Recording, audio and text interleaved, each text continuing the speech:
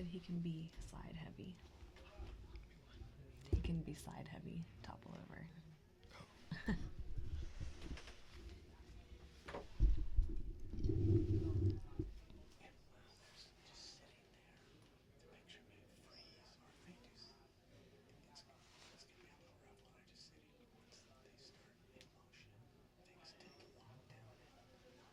So turn that on.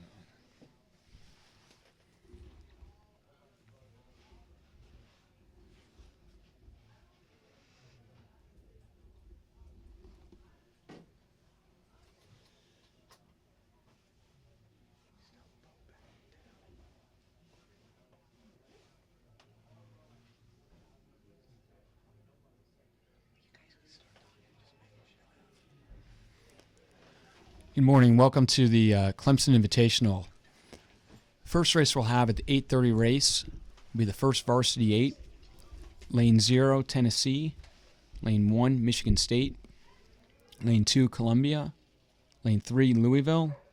Lane 4, Ohio State. Lane 5, UCLA. Lane 6, Oklahoma. About 8:30 right now. Looks like boats are starting to get attached. Maybe some wind there, pulling some boats apart. So as we get to alignment, we'll begin this. It's a 7-boat race to begin this morning, with Varsity 8 beginning early. Do that with the winds as light as possible. So it looks like lane. Gosh, I bet 5 of the 7 boats are on the stake boats now, and again backing and aligning. Looks like lane 7's now locked on. Excuse me, lane 6 Oklahoma. Lane 5 UCLA is trying to get in there and straighten out. Lane 4 Ohio State sculling the boat around. Lane 3 Louisville locked on fine. Lane 2 and Columbia looks on there pretty good. Michigan State maybe having to reset there and come back out. So maybe a couple minute delay for the beginning of this race.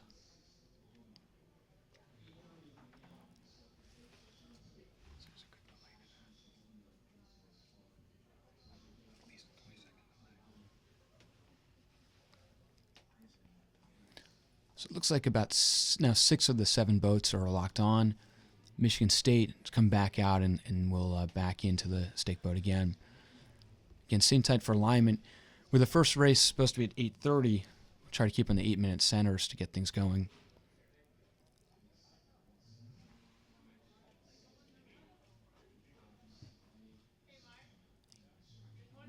Looks like about 5 to 7 mile headwind or so. Should actually hopefully throughout the course stay straight here, which should allow the boats to get pointed pretty quickly.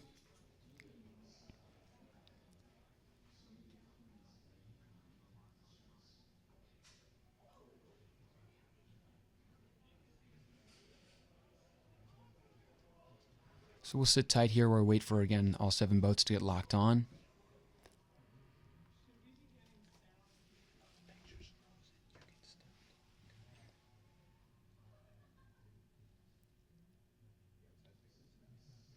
So the first race is a 7-boat race, and then with 20 teams here, the second race will be a 6-boat race.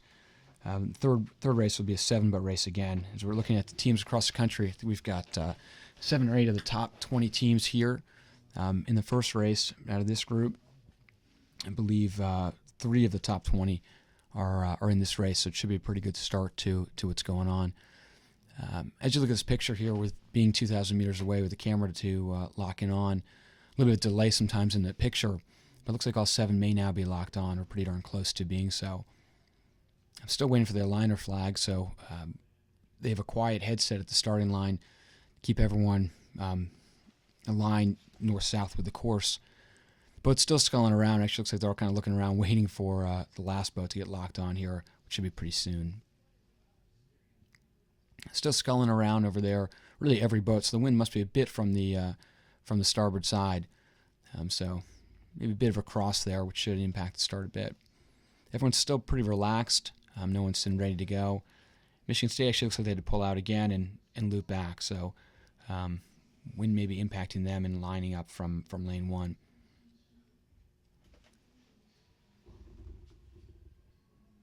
So Michigan State coming back out now 100 meters or so, and we'll straighten out there and hopefully be able to pull off this time. Everyone else still working to stay straight while it's happening.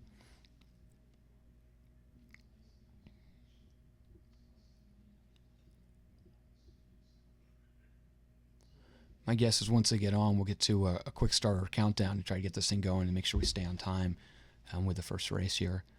Winds predicted to be fairly calm today, and again, winds looks like they're switching a bit to be from that starboard side, so may impact the boat staying in the lanes.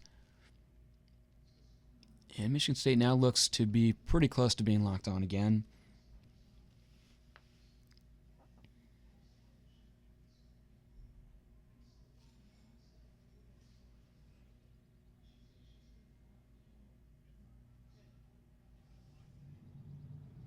So now waiting for the liners flag up on the far shore. Looks like they're fairly close now. Rowers are now in position at the starting line, so everyone's now come back to racing position, so everyone's locked on, good to go. Still sculling going on. See a bunch of hands, although not always recognized.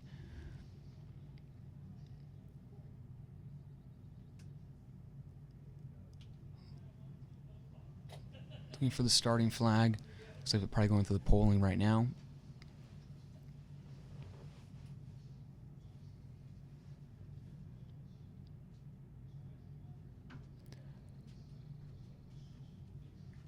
So you can imagine, with one of the first 7 boat races of the season, getting everything coordinated takes a little bit of a challenge there. So everyone's kind of trying to figure out their lanes and get the blades set, sculling around. Every boat's still kind of playing with that. And they're off, it looks like. So start here in the first Varsity 8. Pretty clean from here. Hopefully we'll get a level shot to tell you who's leading early on. Early rates out of the gates, looks like in the middle there, 42, 43. The high boats is the first 10 strokes high, settling down to 40 in the mid boats.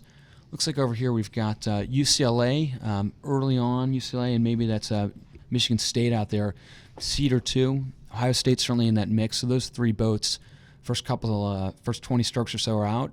So again, Michigan State, Ohio State, UCLA. Now Ohio State and UCLA starting to edge out just a bit. Now Ohio State maybe a seat up on both UCLA and Michigan State. On the near side, Oklahoma looks to be about 6-7 seats behind UCLA and Ohio State. And on the far side, it's like Tennessee, maybe a couple seats back there as well. So in the lead, Ohio State looks like we're past 250 or so. Ohio State a seat up on UCLA, maybe a seat up on Michigan State over there in the far side. Get through here, so boats have settled down a bit on the rating. Ohio State about 33.5, 34. UCLA 36, so a little bit high there compared to Ohio State. Ohio State's starting to inch out now, 2 to 3 seats up on both Michigan State and UCLA. And then in the middle there, Columbia and Louisville battling it out, and then on the near side, Oklahoma. So again, Ohio State's continuing to stretch out just a bit more, maybe 3 seats over Michigan State over there in lane 1. On the near side, again, UCLA now probably 3 seats back of Michigan State. I believe it's Michigan State there. And then behind that, you've got good mix there, pretty close between Columbia, Louisville, and Tennessee. So on the near side, Oklahoma just a bit off the pace there. Looks like about 600 in or so, 550, 600. Again, Ohio State continuing to push out, maybe 5-6 seats out, lead there. And then you've got, again, Michigan State, looks like pretty clear second place, maybe 3-4 seats on UCLA. So now Ohio State maybe 7-8 seats stretching out the lead. It's come through about maybe 800, 750 meters or so. Good battle for second with UCLA and Michigan State. And then behind that, a good battle for fourth. Really a 3-boat race there with Tennessee, Columbia, Louisville. Looks pretty clear there, good battle going on, maybe 3 seats separating from 4th to 6th. Ohio State stretching out, trying to get to that full length maybe by the 1,000, maybe 8-9 seats. UCLA starting to pull out on Michigan State just a bit there, maybe a seat or 2 depending on the vantage point with the buoys there. And then again, from 4th to, let's say 4th to 5th, 4th to 6th, great race there going on with Louisville maybe inching out on Columbia, a seat or 2, and then a couple seats out on Tennessee. So we head up close to the 1,000-meter mark here. We've got Ohio State, but just about a length.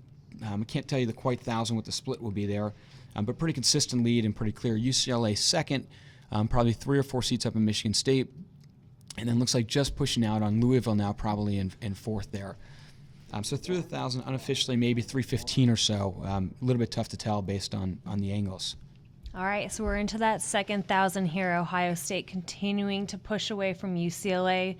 They're about a couple of seats of open water on UCLA as we continue on down the course. Michigan State continuing to try to close that gap on on UCLA as we make our way through. Fourth and fifth places coming up here, trying to close that gap as we continue pressing our way into that second 1,000.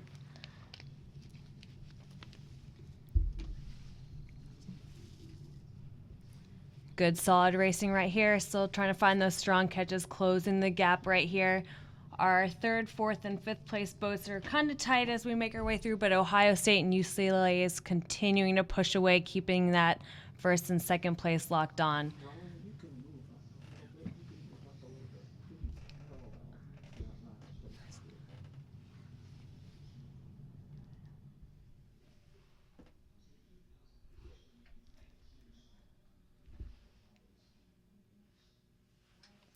Ohio State's got about a half a length of open water on UCLA here from this vantage point. UCLA is still getting those catches in, trying to close that gap on them. It looks like we've got Michigan State in third, followed by Louisville in fourth as they continue pushing away from Columbia in that fifth place spot.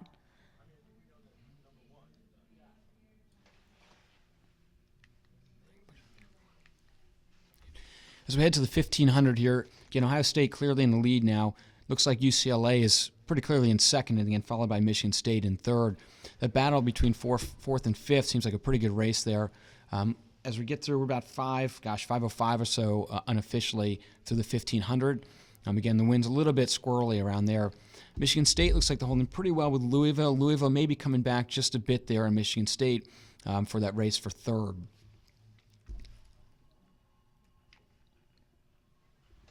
Louisville looking about 32, 33 on the rating. Michigan State about 35 or so, it looks like there.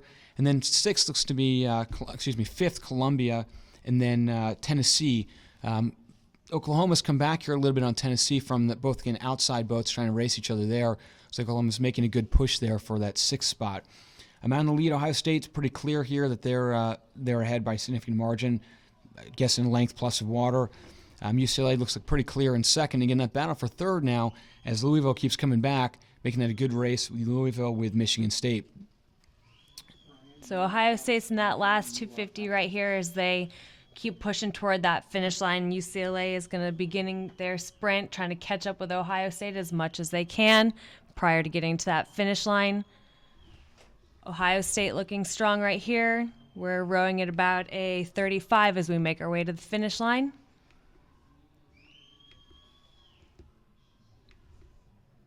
This is where these crews are getting that last push. We've got Ohio State through the line. UCLA is going to be following them, followed by what looks to be Michigan State, although Louisville's making a good, strong push for the finish. Louisville may have gotten it from them. Good. Here comes Columbia through the line, last 5 strokes or so. Followed by Oklahoma. Then we'll have Tennessee.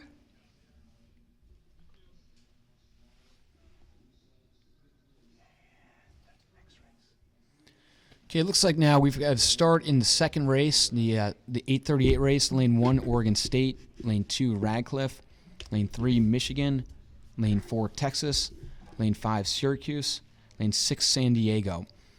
A little bit delay in the video here, it looks like, but off the line, looks like the near San Diego maybe a little bit trailing. Maybe Oregon State there a little bit behind as well. Hopefully we get a better shot here in a minute of this race.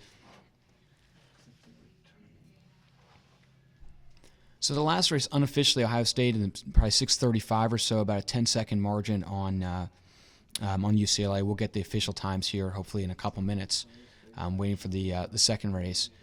Second race had to start there, and again, probably about 300-400 in now, with the tight centers in the first race being a little delayed with some of the aligning.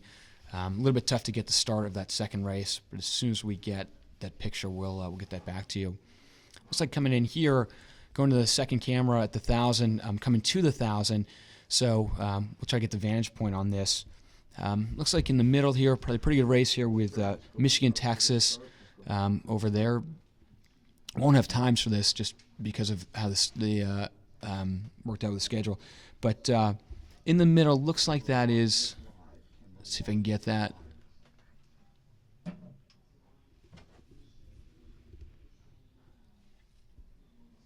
Looks like that's Texas in the lead, I believe. Looks like Texas there over Michigan. So Texas maybe 4 or 5, well, actually probably 6, 7 seats there. And on the near side, you've got Syracuse also right in the mix there. So Syracuse and Michigan looks like the really good race there. Texas about 6, 7 seats up, but very close between Syracuse and Michigan for second. And then over fourth is San Diego, it looks like. So San Diego out on Radcliffe, looks like over in lane 2. So Texas pretty consistently 8 seats up, at least for the last couple hundred meters. And then a great race here looking between really Michigan and Syracuse. Michigan maybe inching out there on Syracuse. Texas continuing to push away on the field. And then Michigan looks like they're pushing out Syracuse. Syracuse have a great battle here. It looks like going to be with both San Diego and Radcliffe. So that battle for third, fourth, fifth should be pretty exciting here. Texas about 7 seats up on the field. Michigan's now pulled to about 6, 7 seats up on Syracuse. Now San Diego and Radcliffe continue to push back in on Syracuse, although Syracuse has a good 5 seats on both of them. Oregon State looks like about a length back of that. Texas has been sitting about 7, 8 seats up on Michigan here the last 100, 200 meters. Again, with 3 races in the next 2 days, you can see who's kind of pushing and who's not there, just maybe being a bit more patient. Texas pretty consistent, 6, 7 seats. Michigan maybe 6, 7 on Syracuse. And Syracuse I was maybe 5 up and starting to push back out on Radcliffe there. Radcliffe pushing back on San Diego. So Radcliffe maybe 5, 6 seats up on, well, maybe actually not that much. I take that back with the angle. San Diego may be right level with Radcliffe. San Diego's also making a push for Syracuse's 4 seat. They're kind of working their way into 3 seat here. Syracuse currently sitting in 3rd place.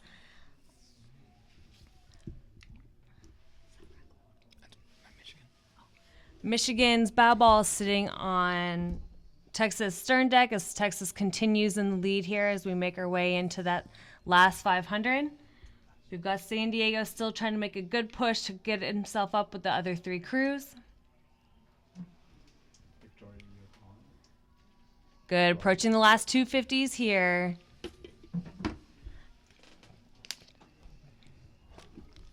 Texas is still up. Michigan's pushing a fight in this last 250 meters here, trying to get Coxon to Coxon. It looks to be that Michigan's sitting, there are 6 seats sitting in the Coxon seat of the Texas boat, making their way to the finish line.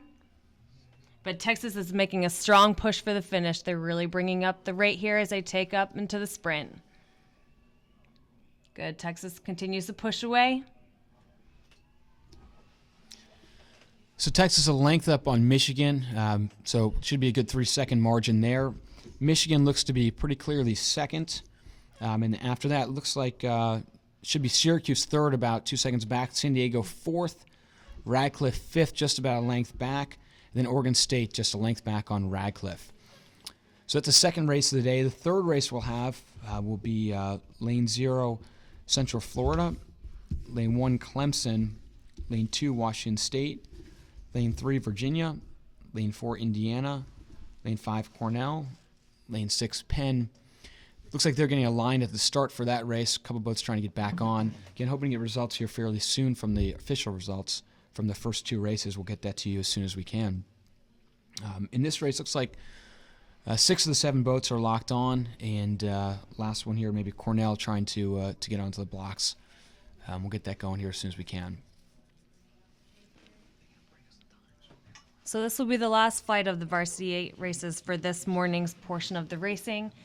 It looks like we're just getting Cornell to back into the start blocks, and then we'll continue working on the alignment prior to starting this race.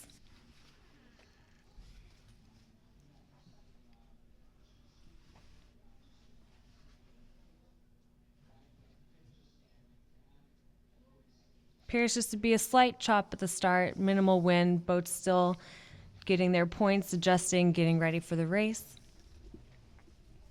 Looks like Cornell is locked on.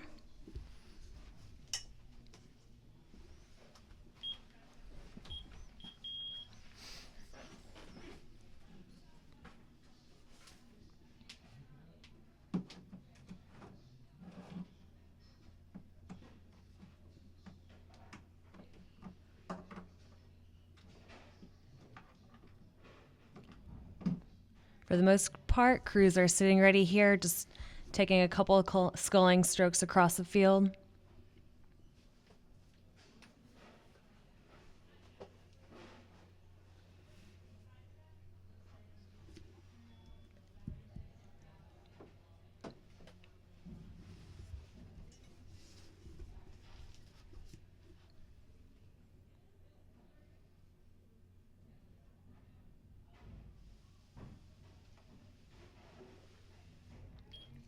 And we're off.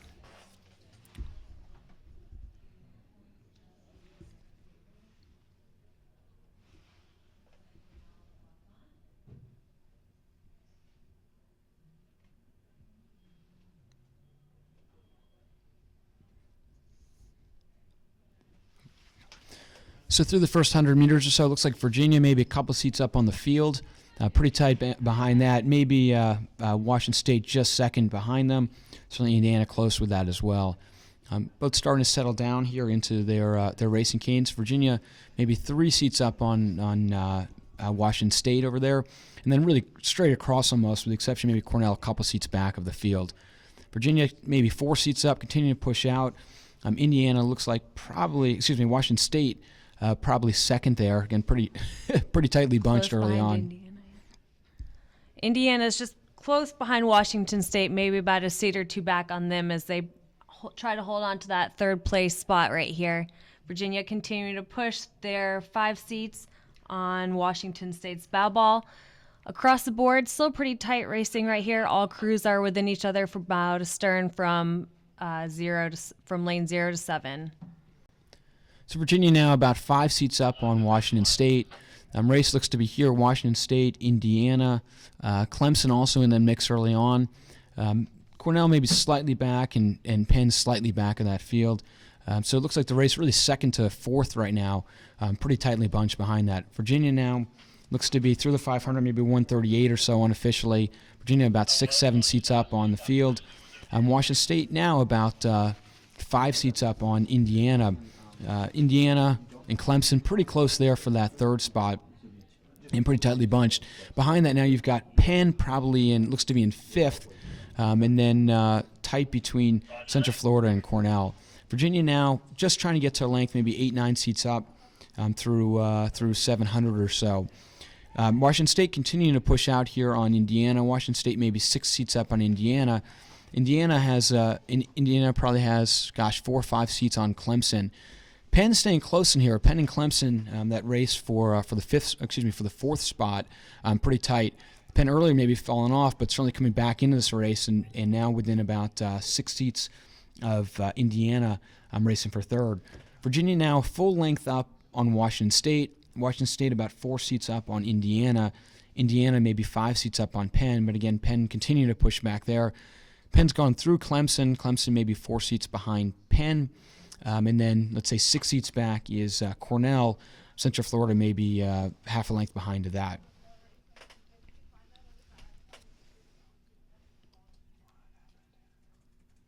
All right, crews right here should be pushing through that 1,000-meter mark as we kick it up into the 3rd 500, kicking it into that next gear. We've got Virginia continuing in the lead here, followed by Washington State. They're about, I would say, 2 seats on Virginia's stern deck here as we make our way through the 1,000.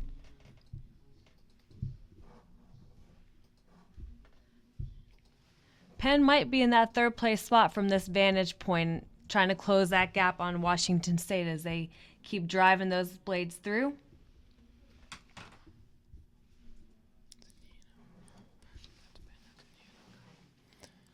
Okay, Virginia unofficially through the 1,000 was about 3:16 or so. Again, a little bit of a headwind here. Virginia about a length out. Then in second, like you still have Washington State about 6-7 seats up on Indiana. Indiana in third. Penn and Clemson still at battle for fourth. A little tough to tell with the angle. Penn looks to be a couple seats up on that. But now you've got kind of one length between first, second, and third, or close to that. Virginia about a half length of water, maybe even, so certainly stretching out there on the field. Washington State trying to get that full length on Indiana and Penn, that battle for fourth. Clemson in fifth. Looks like Cornell in sixth, and then again Central Florida in seventh. And here in the middle of the field, again, Indiana, I'm kind of in that, trying to get to the lead group. I'm trying to hold back from the rear group. I'm a little bit of no man's land there. I'm staying close with Washington State, maybe 8 seats back, maybe coming back just slightly there. So it looks like making the choice there to get in that mix. Looks like fourth is now Penn. Penn's overtaking Clemson by a couple seats there, depending on the angle then. So Penn, again, from the near side, trying to get a little bit closer and into the race with Indiana there. So fourth is Penn, fifth is Clemson, sixth again looks to be Cornell, and seventh Central Florida. Back to the middle of the pack here. Again, second Washington State. Virginia's cleared water of Washington State by a good part of the length of water, 3/4 of a length of water. Washington State looks to be pretty clear second, with Indiana, again, 8-9 seats back. So you kind of have these four separate races going on. The only race may be there from third, fourth, fifth if Penn can get back into Indiana, as well as Clemson in that mix. So race for third, fourth, fifth is probably the exciting one from here.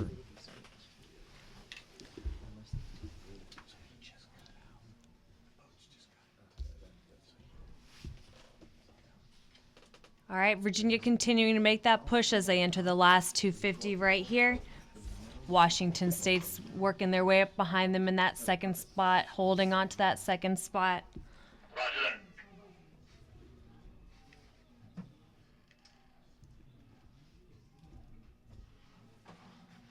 Good. Crew's looking strong as they approach that finish line, getting their blades in sharp. Virginia seems to be rowing at about a 36 right here as they approach the finish. Washington State following behind them. Got about a 36, 37 on them as well.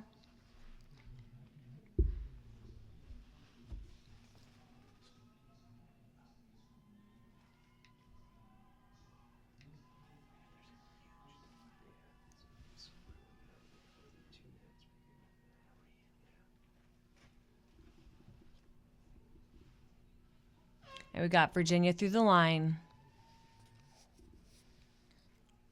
Washington State's through. Followed by Indiana. And Penn. Last couple strokes right here out of Clemson. Then we've got Cornell, followed by UCF. Okay, we do have official results from the first race of the morning. First place was Ohio State, 6:37.5. Second place was UCLA in 6:48.2. Third place, Louisville, 6:51.5.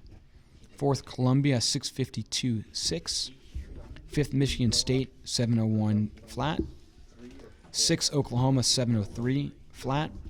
And seventh, Tennessee, 7:07 flat. So 6:37.5, the winning time in the first race. The second one, we didn't have the unofficial times. Third one, Virginia looked to be about 6:40, 6:41 through the finish. So again, winds may be adjusting a bit, but for some comparison for the afternoon races.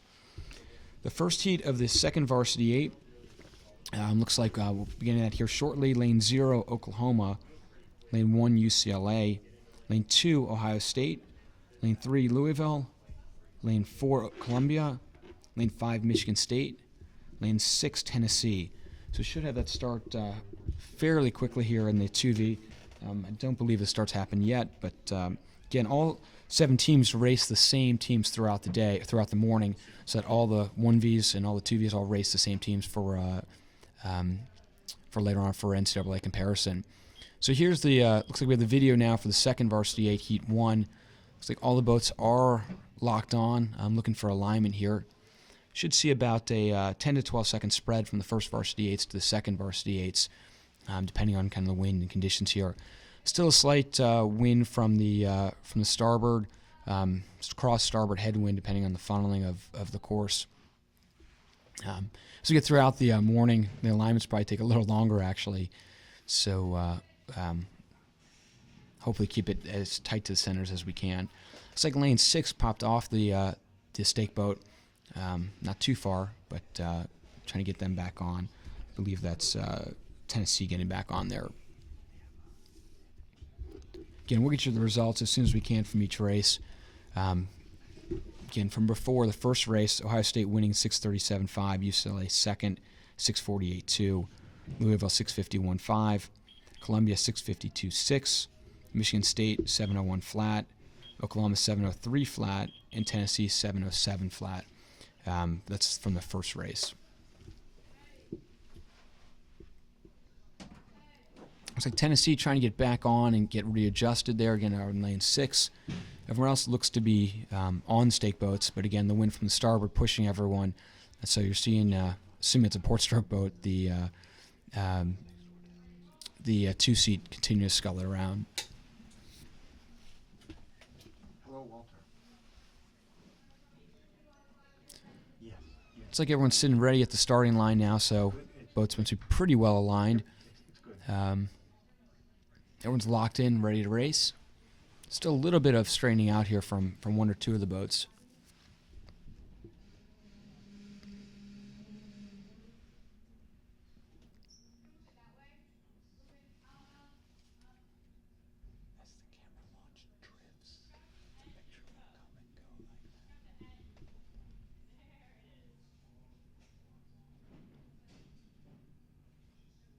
Looks like we do have alignment, just waiting for the start. Looks like, actually, here we go. Starting flag's down. Race is off. First heat, second varsity 8. Again, lane 0, Oklahoma. Lane 1, UCLA. Lane 2, Ohio State. Lane 3, Louisville. Lane 4, Columbia.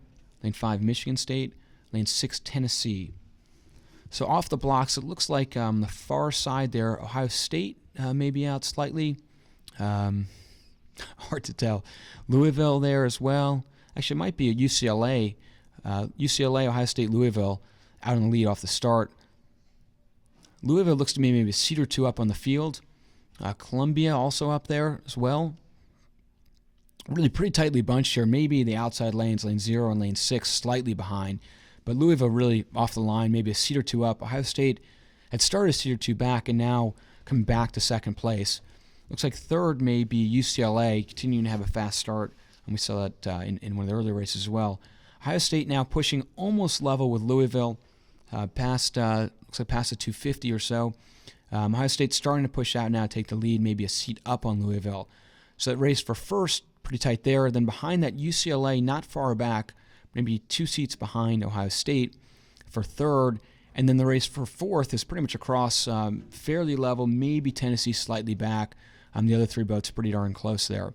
Ohio State continue to push out at the front, maybe 2 to 3 seats up on Louisville. On UCLA now. UCLA looks to be in second, Louisville third, but again quite close for second place. Those 3 boats a full length out now in the field. Looks like Oklahoma may be in fourth, and then you come back to lane 4. Columbia looks to be in fifth. Certainly Michigan State and Columbia tight for that 5th spot. Ohio State now, 5-6 seats up on UCLA. Well, UCLA and Louisville are bow ball to bow ball there through the about 700 meters or so. So Ohio State maybe 6-7 seats up, continuing to move consistently on UCLA and Louisville. Back to, looks like maybe Michigan State and tough to tell Oklahoma with the angle, but certainly in the mix. Tennessee also looks to be coming back a little bit. Maybe Columbia falling back just a bit at this point of the race. So through maybe 800 or so, Ohio State 8 seats up on, looks like Louisville has now gone through UCLA just slightly.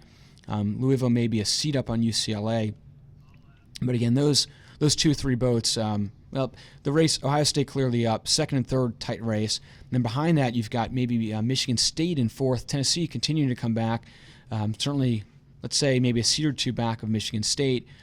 Behind them, Columbia maybe 5-6 seats back, and then Oklahoma in 7th on the in lane 0. Going back to the front of the pack, we've got Ohio State looking as though they are sitting, their stroke seat is sitting in Louisville's bow. Louisville is about, I would say about a coxswain with Ohio State, followed by UCLA.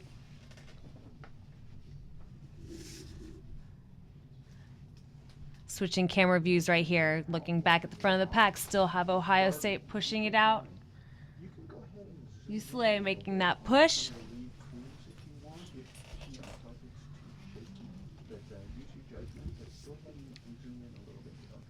Ohio State's sitting at about 36 right here, stroke rate. Louisville and UCLA are pretty close as Ohio State continues to gain that lead on the second and third place boats. Got Louisville with that slight advantage over UCLA as we make our way through. It appears as though the Louisville coxswain is sitting in about 6 or 5 seat of UCLA.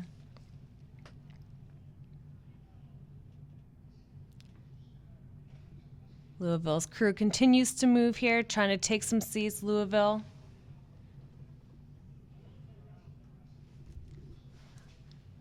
Making our way back, it looks like we've got Tennessee just about a seat or two up on Michigan State. Out in the far lane, we've got Oklahoma that may be getting a little slight advantage on these crews here. We've got quite a few lengths of open water between the top 3 boats as we make our way toward the finish line. Louisville continuing to walk their way up, but UCLA is holding on to Louisville right here as we make our way toward the last 250.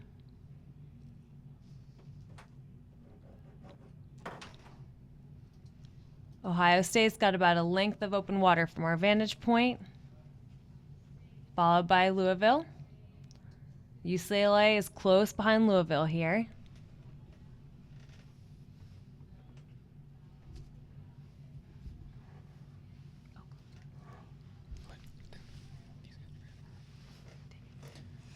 Okay, looks like through 1,500 now. It looks like the race for 4th is a pretty good race. Tennessee looks to be up on Michigan State. And the angle's a little bit tough with Oklahoma to see where they are in there. But it looks like, again, 4th Tennessee, 5th Michigan State, and then Columbia and UCLA and Oklahoma, for 6th. While we're going through this race, a quick correction to that first race. Actually, in 4th place was Michigan State. In 5th place, Columbia. We'll give you the full times again, but just a correction. In the first race, Michigan State was 4th. Again, through 1,700 or so, Ohio State clearly up on the field, maybe a length up on, a little bit tough to tell here, but Ohio State up clearly on the field here. Good length of water up, pretty dominant at this point. We'll get the results from the second race as well as soon as this one is over.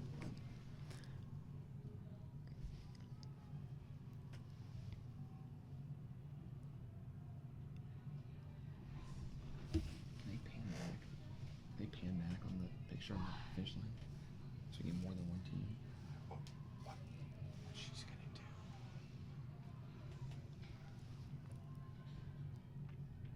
So once we get the camera angle, we'll get the rest of the race here. But Ohio State clearly ahead as they come to the finish line. It's like unofficially going to be about 651, 652 unofficially for Ohio State. Looks like second, Louisville there, about 7 flat or so. Third, UCLA, about 703 unofficially. Battle for 4th that we were talking about earlier will be as surprised as you. Tennessee, 4th there. 5th, Michigan State. 6th unofficially will be Columbia, and 7th, Oklahoma. Again, really tight there for the racing. Let's go back to the results from the first race. Again, corrected results. Ohio State won 637.5, UCLA 648.2, Louisville 651.5, Michigan State 652.6. Again, the correction, Michigan State 4th, Columbia 5th 701, Oklahoma 6th 703, Tennessee 707. From the second race, official results, Texas 644.3, Michigan 648.0, 3rd, Syracuse 650.4, 4th, San Diego 651.8, 5th, Radcliffe 655.2, and 6th, Oregon State 659.3. Again, the second race, Texas winning time 644, Michigan second in 648, Syracuse 3rd 650.4, Fourth, San Diego, 651.8. Radcliffe, fifth, 655.2. And Oregon State, 659.3. That's official times from the second heat of the Varsity 8. Should be coming up now for the second heat of the 2V race. Second heat of the 2V race will be Lane 1, San Diego. Lane 2, Syracuse. Lane 3, Texas. Lane 4, Michigan. Lane 5, Radcliffe. Lane 6, Oregon State. Boats, looks like still waiting for one or two to get on. We have official results from the third race this morning. Virginia won 643.1. Washington State second in 648.2. Third, Indiana, 653.1. Fourth, Cornell, 656.5. Fifth, Penn, 702.4. UCF was sixth and 704.8. Clemson seventh and 705.6. So winning time in the first race was 637.5 with Ohio State. Slightly less wind potentially, but as a comparison, second heat was 644.3 with Texas. Third heat, Virginia, 643.1. I believe all three of those are racing in the afternoon session, so it should be a great race there between those three teams. So lined up here for the second Varsity 8, the second heat in the second Varsity 8. A 6-boat race, the only 6-boat race we have. And boats sculling around. It looks like they're well, they actually look like fairly aligned now. Not sitting ready yet, so clearly the starter's not feeling confident that they're a fair race to begin.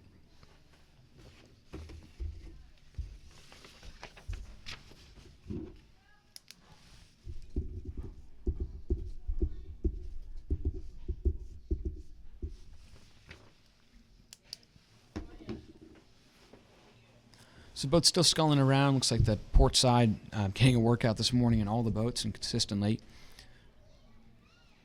A little choppy there at the start line now. Certainly wind's picking up slightly, maybe looks like 8 to 10 at the start.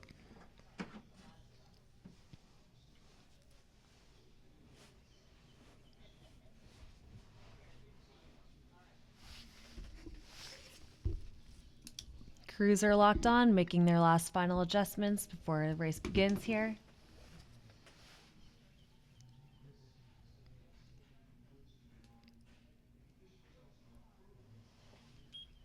And we're off to a start.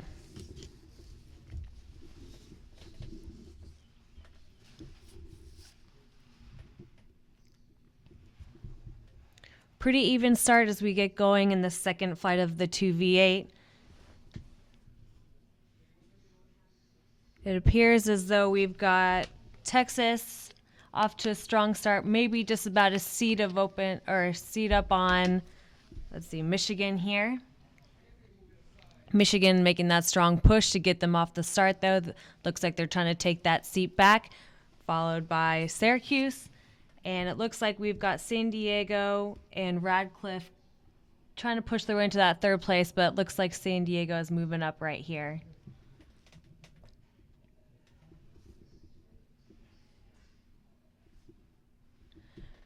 Michigan seems to be pushing their way out, trying to get that first place, followed by Texas. Looks like Syracuse is in third, followed by San Diego. Then we've got Radcliffe out in lane 5, followed by Oregon State in lane 6. The top 4 crews right here are really staying neck and neck. Coxswains are just about a seat off each other as we get into the first 500 or so meters of the race. Still in the lead is Michigan.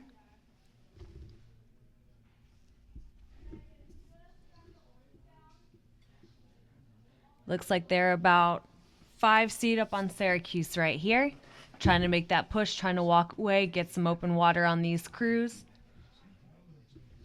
Otherwise, we've got a pretty tight race between Syracuse and San Diego.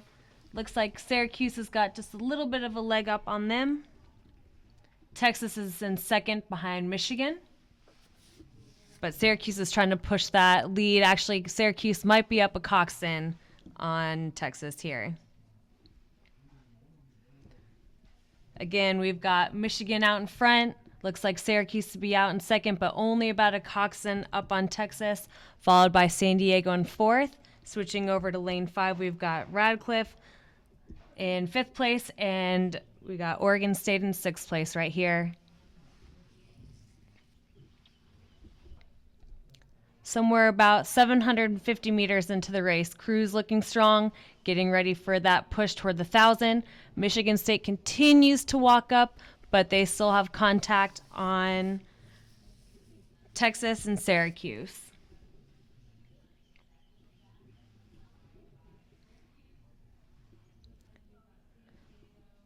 Texas might be pushing out ahead of Syracuse here. San Diego still holding on to that 4th place position, but not too far back will be Radcliffe. Still in 6th place is Oregon State out in lane 6.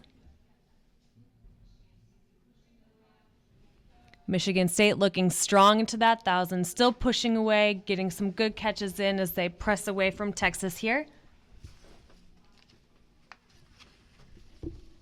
Texas's Coxon looks about 5 seed or 4 seed up on Syracuse. Let's see if they can keep walking it up on Michigan. Okay, it looks like through the 1,000 here, Michigan up about 324 or so unofficially. Michigan about 7-8 seats up on Texas. Texas has pushed pretty clearly through Syracuse in the second 500. So looks like pretty clear now, 1st, 2nd, and 3rd throughout this race. Michigan about 8 seats up on Texas. Pretty consistent here. Texas started to come back a little bit there, about 800 to 1,000. So looking to see if they can make a push into Michigan at the end there. Syracuse about 6-7 seats back behind Texas for that 2nd and 3rd spot. Syracuse in lane 2. And now it looks like in 4th place may now be, well, pretty good battle here between Radcliffe, Oregon State. So that pretty close battle there, and maybe also San Diego on the far side. Hopefully they can all see each other there and looking across to see what's going on. So Radcliffe may be a seat or 2 up on Oregon State. So again, you have probably 2 different races going on here. But Radcliffe maybe 2 seats up in Oregon State. In Oregon State, and Oregon State maybe 6 seats up on San Diego. On the near side, Texas staying in contact with Michigan, trying to close that gap, but it's generally bow to stern from 1st to 2nd and 2nd to 3rd. A good 8 seats kind of from 1st to 2nd and 2nd to 3rd.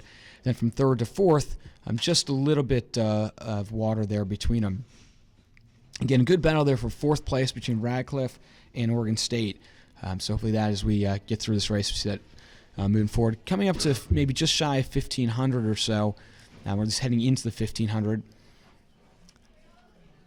Sandy over there on the far side, in 6th, but pushing back, trying to get to that 4th, 5th race that's going on the near side. Back to the leaders here, back to the leading group. Syracuse in 3rd. They've held tight with Texas here, about 8-9 seats back for the last 200-300 meters. And Texas again held fairly tight. Michigan maybe inched out a seat or 2 more actually on Texas in the last 200-meter stretch. So it looks like Michigan around 30, 36, 37 on the rating, fairly high for a 2V and a slight headwind, but certainly helping in these conditions and separate themselves from the field. So Michigan now just about a full length up on Texas, and Texas just maybe a closed length up on Syracuse there. So again, one length separating 1st to 2nd and 2nd to 3rd. Back to 4th, that kind of separate race going on. When we get a shot, we'll try to let you know what's going on there. Looks like the last 250 or so now, Michigan's now into that. Texas now in the 1,500, last 250, and then Syracuse also in the last 250.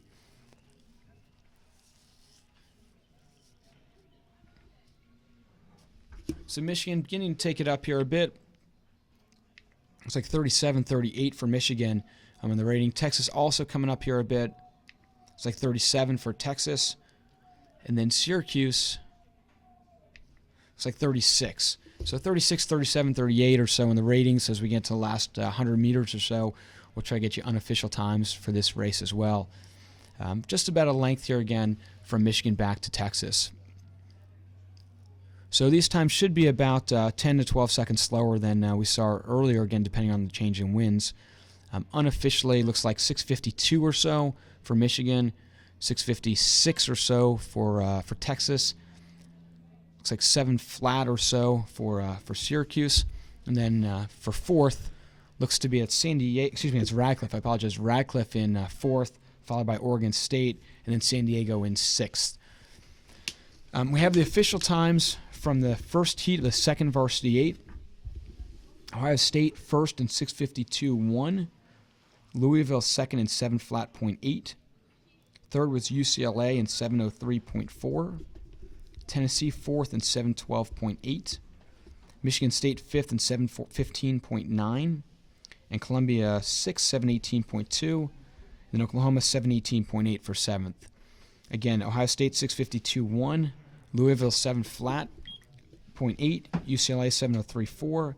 Tennessee 7:12.8. Michigan State 7:15.9.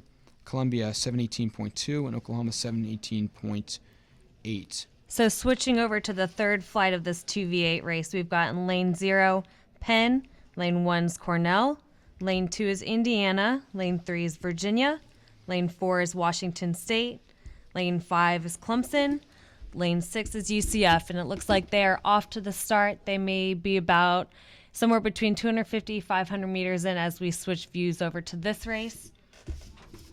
It looks to me that we've got an initial lead off Washington State right here, possibly followed by Cornell in lane 1. They're holding up second place with Virginia in third right here. Virginia might be making a push for that second spot right here. So Cornell on the far side, I think that's Cornell over there. That's also in the mix of the early going. So Washington State in the lead here. We're probably about 300 or so in. Washington State up there. Virginia looks to be in second, maybe 2 to 3 seats behind. And then tightly bunched there. We're really tightly bunched from first to fourth, but looks to be third, maybe Cornell. Again, tough to tell with the angle there. I think that's Cornell over there. Indiana also in the mix early. And then on the near side, looks like Washington State there. UCF may be the only boat that's a little ways back. Penn also maybe slightly off the pace. So really, again, the first 4 boats and then the next 3, we've seen this bunch this morning. Virginia now looks to have edged out ahead of Washington State as we get past, looks like somewhere 500 here or so. Virginia may be 4 seats out up on 3 seats up on Washington State.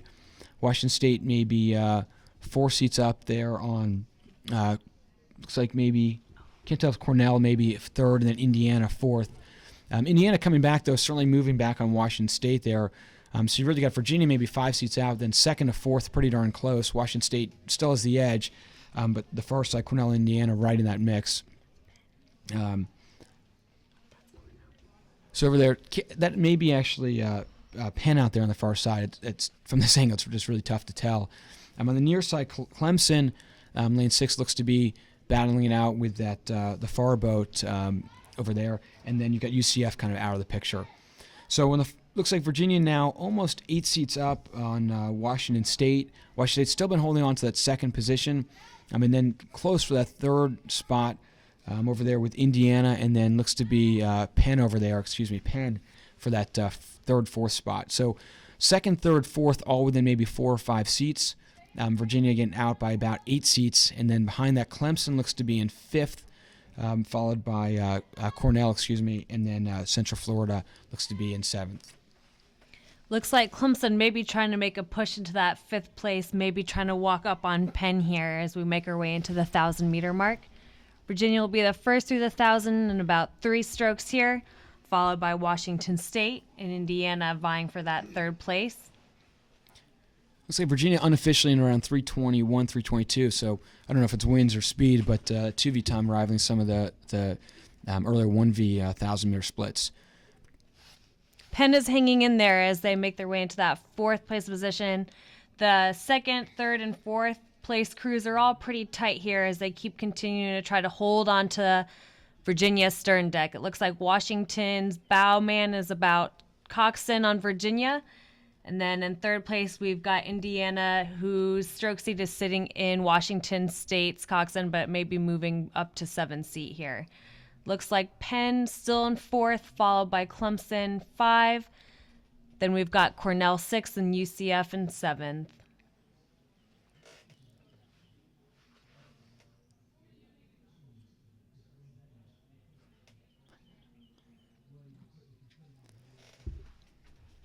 Watch your wake on that last curve. You may have to just go wide. All right, we've still got quite a race going here as we make our way down the course. We're starting to spread out just a little bit. Looks as though Penn's lost a few seats on the pack, but we've still got a tight race between Virginia, Washington State, and Indiana. Washington State and Indiana are still pretty close here, although it looks as though Washington State's starting to move up on them just a tad. Washington State still has contact on that Virginia crew as they continue to work their way down the course.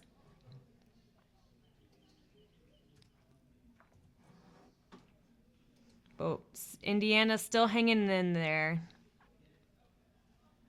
Back a couple lengths for the 4th and 5th place positions. We've got Clemson and Penn battling it out here.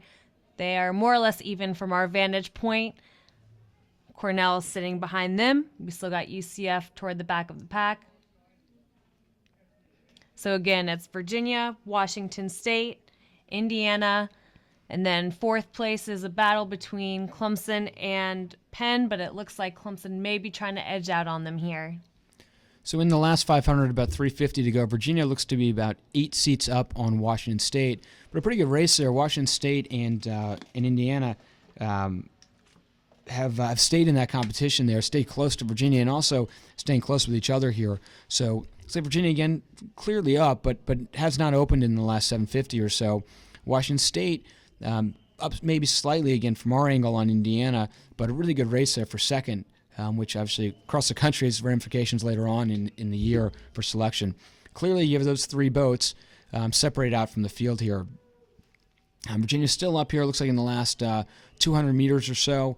Looks like you can see the Indiana Coxswain looking over here, really going after Washington State there. Should be a good battle and keeping everyone racing honestly there.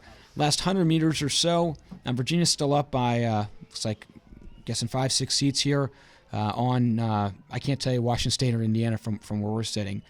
We'll have an unofficial time here as they come to the line. Virginia again about 6 seats up or so, 7 seats up on those for leading second place. Really tight for second here. Again, this angle is going to determine it.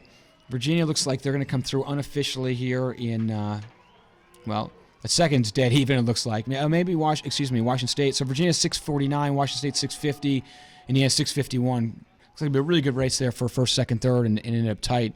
Virginia 1, Washington State 2, Indiana 3. So a couple lengths back to fourth. Looks like on the near side, Clemson ended up 4th. Then Penn, I believe, 5th. And then looks like Cornell here will come across 6th. And then Central Florida looks like they will be 7th here.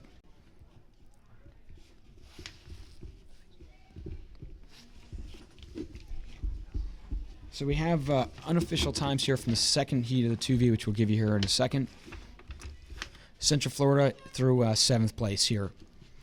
So second heat, second varsity 8, Michigan was a 655.3, Texas 659.5, Syracuse 703.7, Radcliffe 710.3, Oregon State 711.6, San Diego 714.3. So if you look at the first 2 heats of the 2V, Ohio State with the fastest winning time at 6:52.1 from the first heat, Michigan with the second fastest time, 6:55.3. So that's it for the Varsity 8s this morning. Now we're going to switch over to the Varsity 4 race. We are already off the line. We've got in lane 0, Oklahoma, lane 1, UCLA, lane 2, Ohio State, lane 3, Louisville, lane 4 is Columbia, lane 5, Michigan State, and lane 6 is Tennessee. So as I mentioned, we have already got a start to this race. It looks as though right now we've got Columbia sitting in first. Maybe it actually looks like Louisville might be pushing their way out into that first place, followed by Columbia. And then we've got Tennessee battling it out with UCLA for a third place position.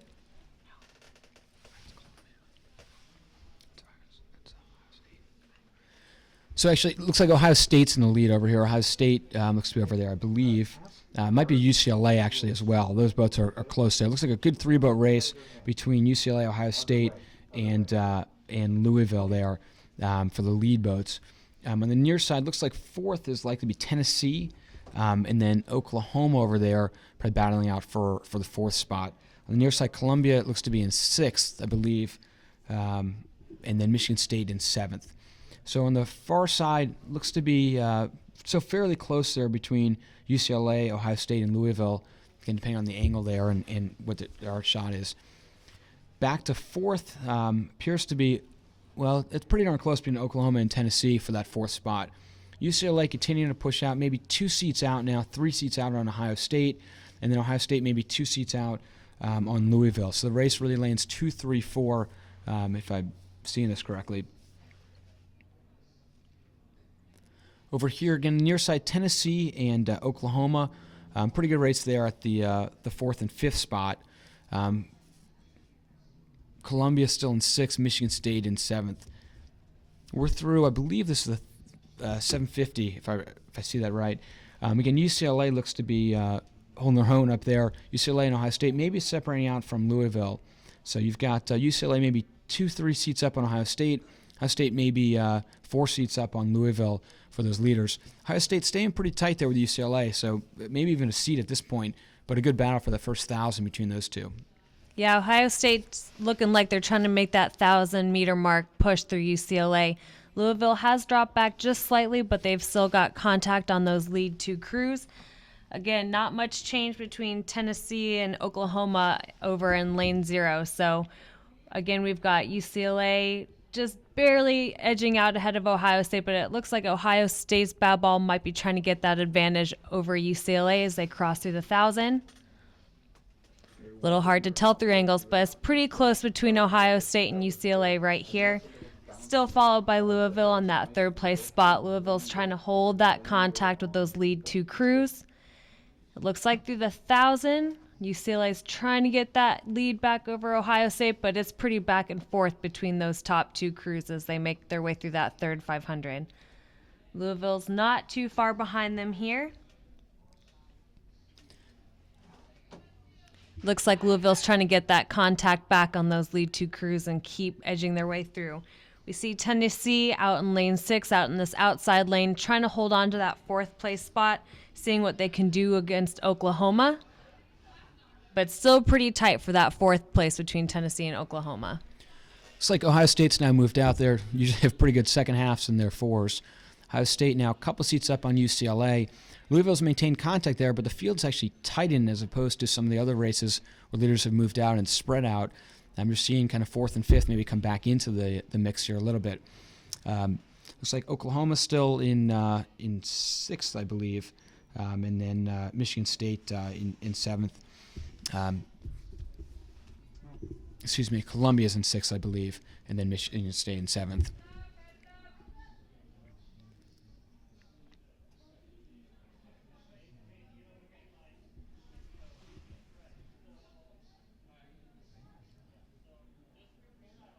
So as we get the picture back to the lead boats here in a second, should be a pretty good race there, 1st, 2nd, 3rd, and even 4th as again, Tennessee was coming back to it. Shifting back here. So Columbia 6th there, I believe. Back to kind of the lead group here. Ohio State's continuing to stretch out their lead over UCLA. So clearly Ohio State 1st, UCLA 2nd, Louisville 3rd, but Tennessee again pushing back. There looks like Tennessee and in Oklahoma there battling. Tennessee maybe pushing back there on Louisville. Again, tough to tell with the angle. Ohio State now clearly in 1st as we get to probably the last, 300-400, I think. Ohio State out, UCLA 2nd, maybe. Ohio State pushing to about a length on UCLA, just trying to make sure that's clear, get to open water if they can.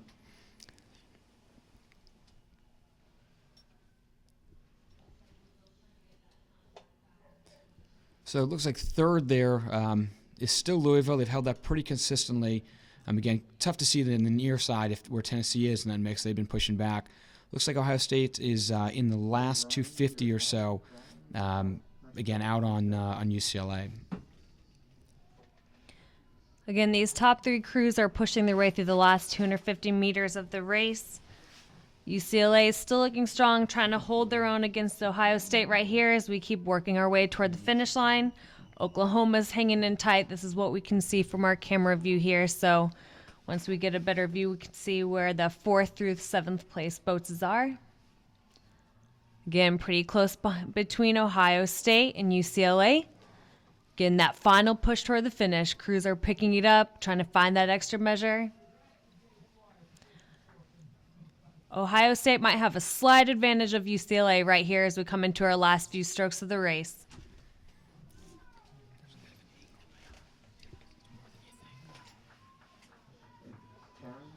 Taryn, I hate to admit, it got a little bouncy when you got in tight like that. We've got Ohio State through the line, followed by UCLA.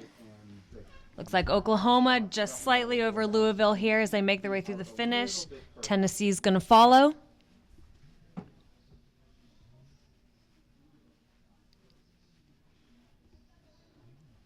And then a couple lengths back, we've got Columbia working their way through the line.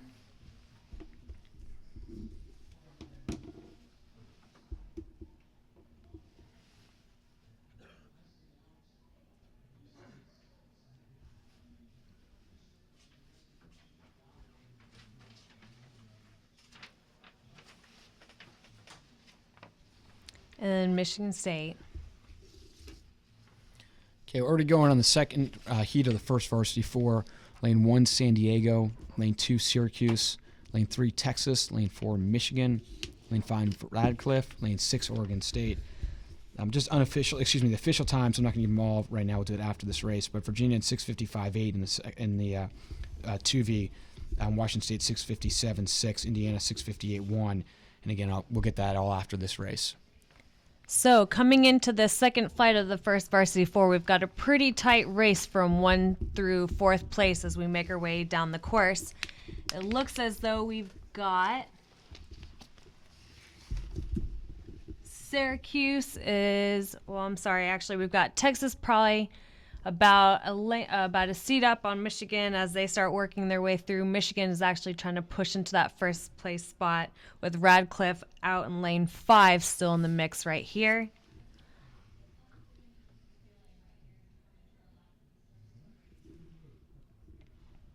From our camera view right here, it looks like Oregon State's going to be sitting in that 6th place position. We've got a little bit of a delay on the camera feed. So while we have the delay, I'll get to the results here. Again, from the third heat of the 2V, Virginia was 6:55.8, Washington State 6:57.6, Indiana 6:58.1, Clemson 4th 7:10.9, Penn 7:13.5, Cornell was 7:21.4, Central Florida was 7:38.9. So if you look at the 2V races, Ohio State was 6:52.1, the fastest. Michigan 6:55.3, Virginia 6:55.8 were the lead times for the 2V. With the 4, again, the second heat of the 4 here as they start to get to the second camera feed. Looked like a pretty good 4-boat race there with Texas, Michigan, then Syracuse, Radcliffe. Kind of a couple tiers there of speeds. Looks like Michigan may be out here again from the angle.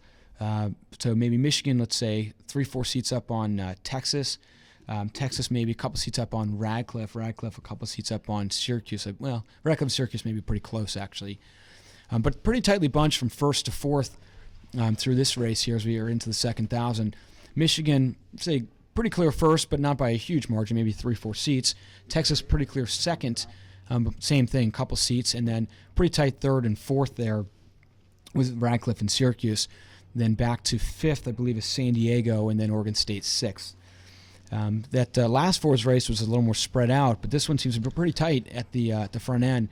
Michigan maybe continuing to push out again, depending on the angle. Radcliffe staying right in there and trying to give Texas a run there. Michigan maybe 2 to 3 seats out on the field. Texas maybe 3-4 seats out on Radcliffe. And then, again, from this angle, tough to see where Syracuse is, but certainly right in there. Michigan maybe starting to push out just a bit more through this. And now that we can see Syracuse, looks like they're right with Radcliffe when you see the bow ball from that angle. Again, Texas clearly 2nd, maybe 4 to 5 seats up on that 3rd place race, which is a pretty good race for 3rd. Heading into, I believe it's 1,500 there, if I have the right buoy marker. Michigan maybe 4 seats up on Texas. Texas maybe 4 to 5 seats up on, maybe even a little more, 5 seats on. Looks like Radcliffe maybe slightly ahead of Syracuse. Again, we are in the last 500 there. Everyone having a race pretty good for this first race early on with keeping the rates up. Michigan trying to extend that lead over Texas, but hasn't changed too much that spread throughout this part of the race. Third looks to be Radcliffe, still over Syracuse. Looks like they maybe moved out a bit on Syracuse. Radcliffe may be coming back slightly on Texas as well. Texas certainly has control, but Radcliffe maybe has gained a seat or two in this last 20 strokes. Michigan probably pushing out a bit more on that second place race. So Michigan, let's say, comfortable enough to know they're should hold off this. Texas likely second, but Radcliffe has eaten into their lead a bit. And then again, back to Syracuse, not far back, certainly in that mix. Looks like we're in the last 250 or so. As this angle gets closer to us, be able to get the more of a level vantage point. Michigan here with maybe the last 150 or so. That's 235 strokes a minute, and maybe a little with the wind catching a little bit of air there. Some of these boats, but holding up well. Again, this angle looks like it's a little more tightly bunched than it is. Michigan is certainly up by a couple seats on Texas, but Texas has come back in these last 20 or 30 strokes. So Michigan up by maybe 4 seats on Texas when we get the level angle. We'll see that. Texas up on Radcliffe, I believe, from the angle. And it looks like Syracuse has also come back just a little bit. And to be fair, San Diego also coming back on that on the far side. So Michigan maybe a 5-6 seat lead here as we get through to just towards the finish, as we get the even shot. So Michigan almost a length right there officially, and looks like Radcliffe did come back on Texas. Maybe photo finish there. Radcliffe might have caught him there. 4th Syracuse. San Diego came back a bit on Syracuse in 5th, and then 6th I believe will be Oregon State. So unofficially from our eyes, it looks like Radcliffe caught Texas there at the end. Again with the angle, tough to tell, but looks like that's where it ended up through that first heat of the 4. So we'll have the second heat of the 4 coming up here. Once looks like Oregon State through there. Second heat of the 4 will be, the third heat of the 4. Lane 0, Penn. Lane 1, Cornell. Lane 2, Indiana. Lane 3, Virginia. Lane 4, Washington State. Lane 5, Clemson. Lane 6, Central Florida. Okay, just looks like we're hearing that the third flight of the 4 was actually stopped. I'm not sure why, but issue there, and they're going to bring them back. So we may have a delay here. We'll try to recap some of the results during that pause. So when we get the camera shot, we'll try to find out what's going on. But there's a delay in the third heat of the first Varsity 4. So just quickly, give you the top 3 places in each of the first 6 races until we get the 4s races.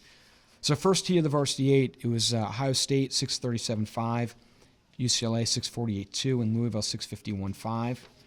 In the second heat of the first Varsity 8 was Texas at 644.3, Michigan 648.0, Syracuse 650.4. In the third heat of the first Varsity 8, Virginia 643.1, Washington 648.2, Indiana 653.1. Excuse me.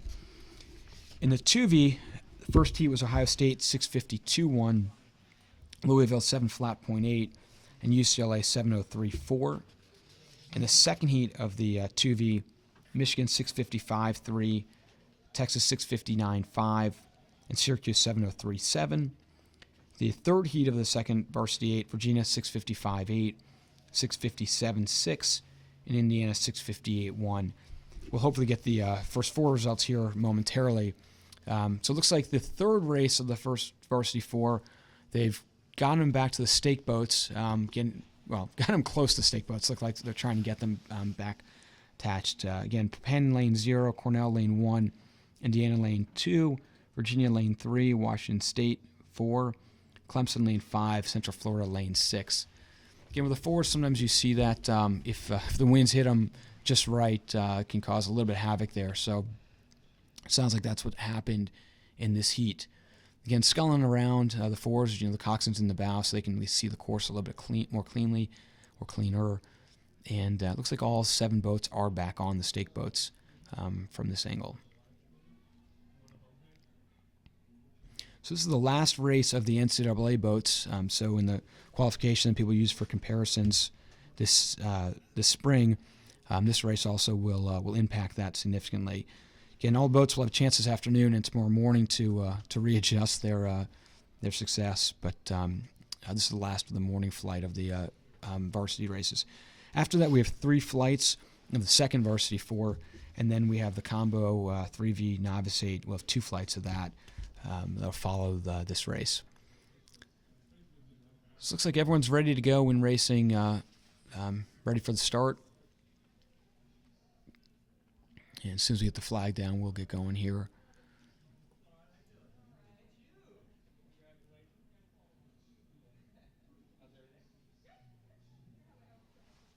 So just waiting for a clean start again.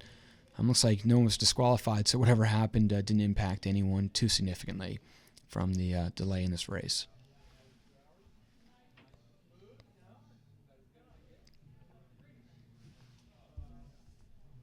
Boats look like they're sitting ready here. We've got a couple hands up, but otherwise looks like across the board, rowers are sitting ready at the catch, locked on, hopefully getting off the line here soon.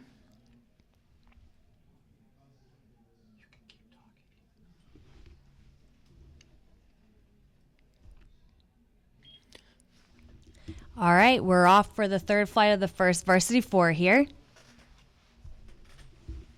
Again, this is a 7-boat race as we make our way down the course. Once we get a little bit of a clear picture, we'll let you know who's where.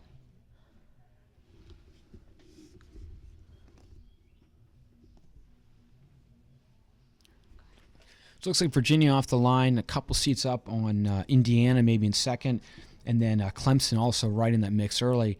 Washington State earlier in some early races has been right off the line. Looks like maybe a little slower start in the 4 than in some of the bigger boats. Central Florida also in the mix early on the near side, lane 6. Back up time to the pack. It looks like Virginia out maybe 3-4 seats, and then behind that from 2nd to 6th, really tightly bunched. Again, only maybe 250 in or so, but Virginia maybe 3-4 seats on the field. Indiana and Clemson pretty darn close for 2nd. But also looks like Penn. Penn is up there on the outside, maybe in 3rd or 4th place. Washington State starting to come back here on the field. Can slow start, maybe not their normal. Virginia now almost 6-7 seats up. Only maybe 350 in the 4. Clemson staying right in that mix, and also Indiana right in that mix as well.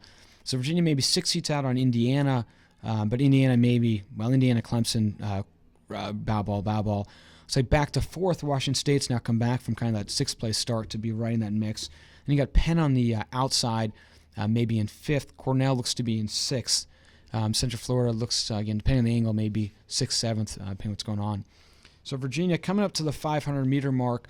Virginia looks to be, let's see if I can get you a time here depending on where we are. So Virginia may be 55 or so. Certainly winds picking up there. Just about a length on Clemson. Clemson may be a seat or 2 up on Indiana still. Indiana looks like they've stopped Washington State's move. Washington State clearly in 4th here. Penn in 4th, Washington State in 5th, and then back to Cornell in 6th. As Virginia now cleared the field, should give them a little bit of comfort there. Clemson looks like they've taken a seat or 2 on Indiana, so pushed out a bit for that 2nd place spot. Clemson now, let's say 2 seats up on Indiana. Then Indiana maybe, let's say 3 seats up on a pretty good group there of Penn, Cornell, and Washington State, all battling out for 4th, 5th, 6th, and then back to Central Florida in 7th. Maybe about 750, getting to the 750 mark here. Clear leader at first, and then back to Clemson, and then really the field's coming back on Indiana as well. So really, from 2nd to 6th, all within a length here, which should end up being a pretty good race there. So through maybe 800 for the leaders, 2nd Clemson, but the field's tightening on them a little bit. I'd say Clemson 2nd, Indiana 3rd, Washington State maybe 4th, Penn 5th, Cornell 6th, but that could go any which way here in the next minute or 2. So we'll see what these crews have got as they work their way through the 1,000-meter mark. Again, as Steve's been saying, it's pretty tight through the 2nd and 6th place boats as we continue making our way down the course. Looks like Clemson's still hanging in there, but we've got Washington State pushing up behind them, as well as Indiana in lane 2. Lane 2, Indiana's holding that 3rd place behind Clemson from our vantage point. Virginia's still in that lead, gaining the open water on the other crews, followed by Clemson. We've got Indiana close behind Indiana's Washington State. Then we've got Cornell and Penn on the outside lanes in lane 0 and 1. Virginia making their way through the 1,000, followed by Clemson has made their way through, Indiana, Washington State. Looks like Cornell and Penn are still pretty close. Those 2nd through 6th place boats are still pretty tight within each other, although they're starting to stagger out just a little bit here in this third 500. Virginia has about 2 lengths of open water on Clemson. Rowing Saw looks to me like their rate is about... Well, we lost him here. We'll go back to Clemson. Clemson's in that 2nd place spot. Looks like Washington State's trying to get that push on Indiana here. Clemson sitting on Washington State's bow deck, but it's pretty tight between Washington State and Indiana between that 3rd and 4th place spot. They look like they're kind of switching bow lengths here.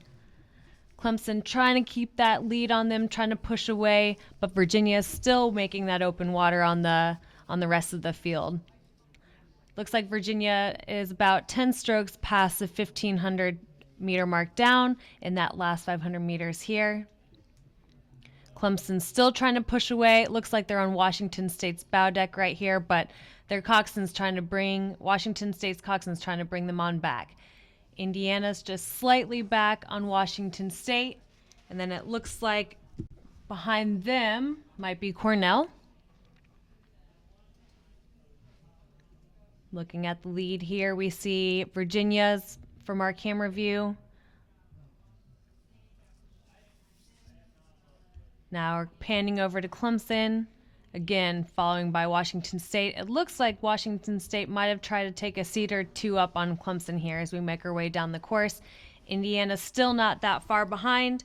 It looks like Cornell's hanging in there in lane 1.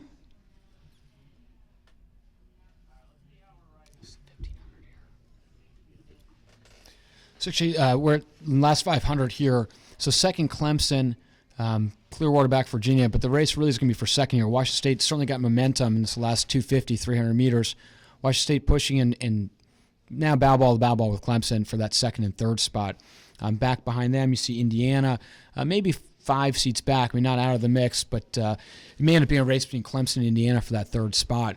Washington State's now moved through Clemson by a seat or 2, and again, can Clemson stop their move? So through maybe 1,600 meters or so, that race for 2nd is pretty clear now. Washington State, Clemson 3rd, and then Indiana 4th. So Washington State now maybe 3 seats up on Clemson. As we get to the last, well, Virginia's in the last 250. The next boats are maybe a little ways back there, but Virginia coming through maybe 200, 250 to go, clearly ahead, and then a good maybe 12 to 15 seconds back to that race for 2nd. Again, when we last looked, Washington State had overtaken Clemson. Clemson was trying to hold off Indiana for that 3rd spot. Last 150 or so for Virginia as we pan back to the finish line camera. We'll try to get some times here after this race from the first heat of the Varsity 4, or first couple heats in the Varsity 4 we'll have here in a moment after this race ends for comparison. So Virginia clearly clear leaders here in the 4 through... So unofficially will be, see, 7:30 something. We'll get that to you as they finish. So Virginia 7:38 or so. We'll get you the times comparison here in a moment. 2nd place looks to be between Washington State and Clemson as they approach the finish line. I know they were duking it out before we could see them in the view. So there's Washington State 2nd, Clemson 3rd. Unofficially about 13, 14 seconds back. Looks like 4th, it's Indiana. I believe that's Cornell in 5th. 6 looks to be Penn. And then 7, Central Florida. So let's get some times here. We'll probably get back. My guess is the 2nd Varsity 4 may have already started, but we'll get that here. So Heat 1 of the Varsity 4, Michigan won, 7:44.7. Excuse me, I think that was that's actually Heat 2. Heat 1 was Ohio State, 750.2. UCLA was 751.9. Oklahoma 755.8. Louisville 757.1. Tennessee 8.1. Columbia 814.1. Michigan State 856.3. Again, Ohio State 750.2. UCLA 751.9. Oklahoma 755.8. Louisville 757.1, Tennessee 8 flat.1, Columbia 814.1, Michigan State 836.3. Second heat of the Varsity 4, we also have those results. Michigan 744.7, so about 5.5 seconds ahead of the Heat 1 winner. Radcliffe 747 flat, Texas 747.3, Syracuse 750.4, San Diego 752.2, and Oregon State 814.9. And again, Heat 2, Michigan 744.7, Radcliffe 747 flat, Texas only 3/10 back, 747.3, Syracuse 750.4, San Diego 752.2, and Oregon State 814.9. So we should have now, hopefully we'll pan over here to the second Varsity 4, the first heat of that. We have 3 heats of this race, and then we'll get you the times from that last race comparison. By unofficially, it looks like the third heat was the fastest of the V4 heats. So this is, it's a 6-boat race. Lane 1, Tennessee. Lane 2, Columbia. Lane 3, Louisville. Lane 4, Ohio State. Lane 5, UCLA. Lane 6, Oklahoma. So he's taking out the lane 0 and lanes 1 to 6, far side to near side. Hopefully get you the start here any moment. It's like in the second 4s, they're locked on and getting alignment now. So we fall on a minute or two behind schedule, just maybe with the restart of the previous race. The race slightly earlier. So it looks like maybe a couple boats having to scull it back around. Again, the second 4, you may see a little bit more of that. There's as the camera gets the angle, sometimes we lose the feed on that, but we'll get a chance here as they get the start. Once the race begins, we're able to get a better shot of what's going on there. So it looks like we have a start in that second Varsity 4 race. Again, as they move, it's a little bit, the camera picks up. Again, lane 1, Tennessee, lane 2, Columbia, lane 3, Louisville, who may be inching out to an early lead, lane 4, Ohio State, lane 5, UCLA, lane 6, Oklahoma. So it looks like the near side might be Oklahoma as well with Louisville, your early leaders, and then UCLA maybe a seat or 2 back, Ohio State slightly back behind that, and then back to Tennessee and Columbia. Off the line, maybe the first 20 strokes or so, Oklahoma and Louisville pretty clear, although not by a decisive amount, but 2 to 3 seats up on the third place race already. UCLA and Ohio State, that of course will change as things go on. Oklahoma maybe a seat behind Louisville. Louisville having some fast starts most of today already. Ohio State looks like they've moved out of UCLA for that 3rd spot and starting to push into Oklahoma for that 2nd spot. But Louisville's still up by about 6 seats on Ohio State, maybe 6 on Ohio State and 4 on Oklahoma. Louisville, the early clear leader, but Ohio State right next to them, should be stalking them. Back to 5th, you've got looks like Columbia, maybe Columbia and Tennessee really close there for that 5th and 6th spot. Louisville still about let's say 6 seats up on that 2nd place. Ohio State is still pushing Oklahoma, very close between them, and UCLA is certainly right in that mix there, maybe 2 seats back. Louisville has their moves, I'd say, stopped here, being 6-7 seats up. Certainly a good size lead, but not continuing to move out there. Ohio State has moved through to 2nd, it appears, and UCLA coming back in Oklahoma as well. Back to that 4th, 5th, looks like Columbia still moving out on Tennessee, again, depending on the angle there. That 2nd spot, Oklahoma's hanging in there pretty gamely behind Ohio State, but certainly not fading at all, or at least not at this point. UCLA is pushing them for it. And as I say that, UCLA is maybe just edging out on Oklahoma. Louisville starting to move out again, maybe a full length now on Ohio State, as we're about 550, I believe, 550 or so into the race. So just about a full length from Louisville to Ohio State. Ohio State clearly, let's say, 4 seats up on UCLA. UCLA maybe a seat or 2 up on Oklahoma. And Oklahoma, good length and a half up on 5th, still Columbia versus Tennessee. Louisville continuing to move out. I thought earlier they'd maybe stop the momentum, but starting to put a surge on again here in the last couple hundred meters. Ohio State hasn't separated out from UCLA, maybe 5 seats up, but kind of been consistent in that spread for the last 20 strokes or so.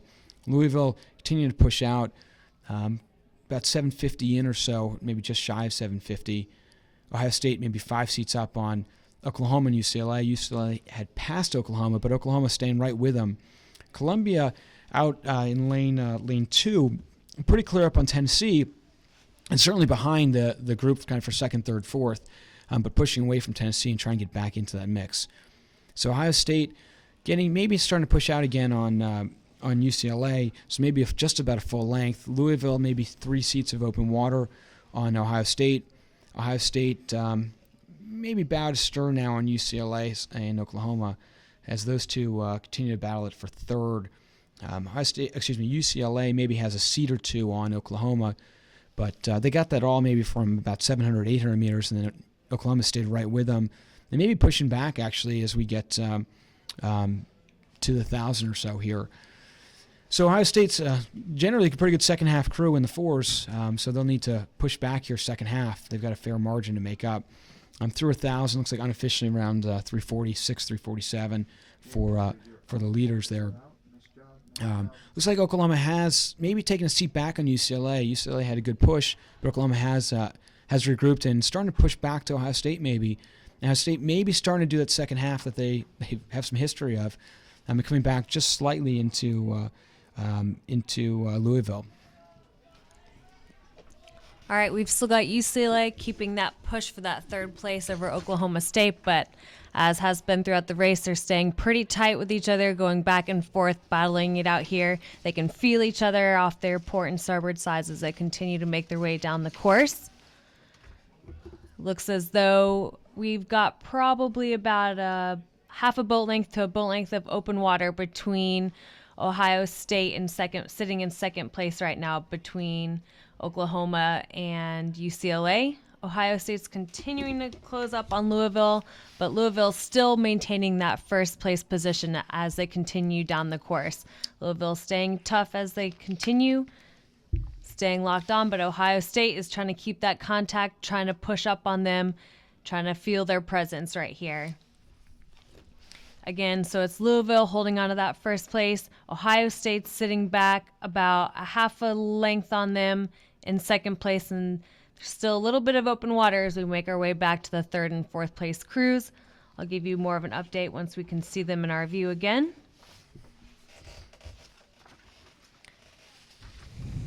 Judging by the angles, Ohio State's still trying to keep that push on Louisville, but Louisville is maintaining that first place position here.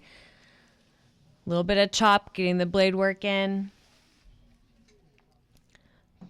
So we're panning back to those third place crews right here. We've got a little bit of open water between Ohio State and Louisville as we jump back to Oklahoma and UCLA. Right here, it looks like Oklahoma's taken a little bit of an advantage on UCLA, but UCLA remains to have contact with Oklahoma. And then further back in the field, we will have Columbia, followed by Tennessee. Again, Oklahoma's continuing to try to push away. UCLA is keeping that contact right here, but it looks like they've got a couple strokes up on UCLA. The first 2 crews look to be about a length and a half, 2 lengths up on the on the third and fourth place crews. Got a little bit of a lag here. But Ohio State's continuing to push their way up on Louisville. Louisville's making their way down the course, keeping that contact with Ohio State. Good. Right here we've got Louisville, couple rough strokes, but looks like they're regaining that composure right here, finding their catches back together, still trying to keep that push as they enter the last 250 meters. Ohio State's joining them the last 250. Good, making that final push to the finish here. Louisville's holding on to that first place spot. Ohio State's trying to challenge them, but we'll see what they can do in these last 250 meters.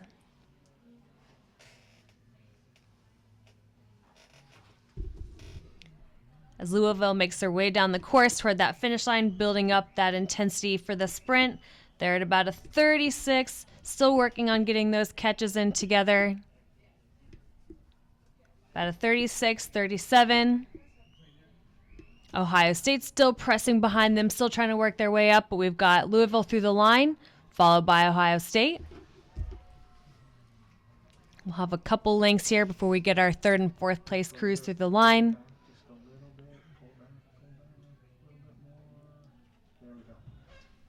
Go, we've got Ohio State through. I'm sorry, not Ohio State. Oklahoma through the line, followed by UCLA.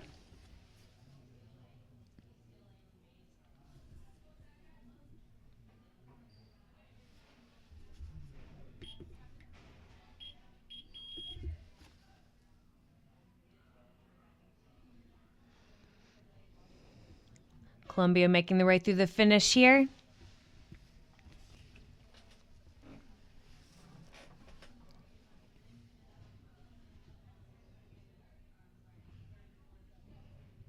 And then Tennessee will wrap up the first flight of the 2v4. Looks like we're already into the second varsity four. We've got a couple just try to do quick results here from the other ones. In the third heat of the varsity four, Virginia 740.0, Washington State 753.1, Clemson 755.4, Indiana 8.2, Cornell 801.4, and then Penn 806.1, UCF 810.5. We'll read those again after this race.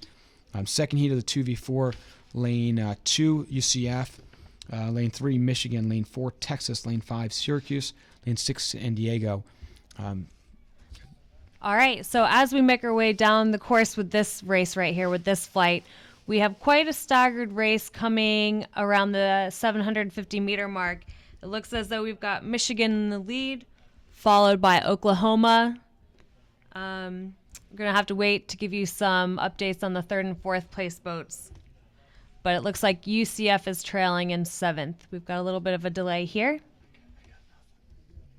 So while we're waiting for that, we actually, I'll repeat the third heat, varsity four. Virginia was 740 point flat, Washington State 753.1, Clemson 755.4, Indiana 8 flat point 2, 801.4 for Cornell in fifth, Penn 806.1, Penn 810.5.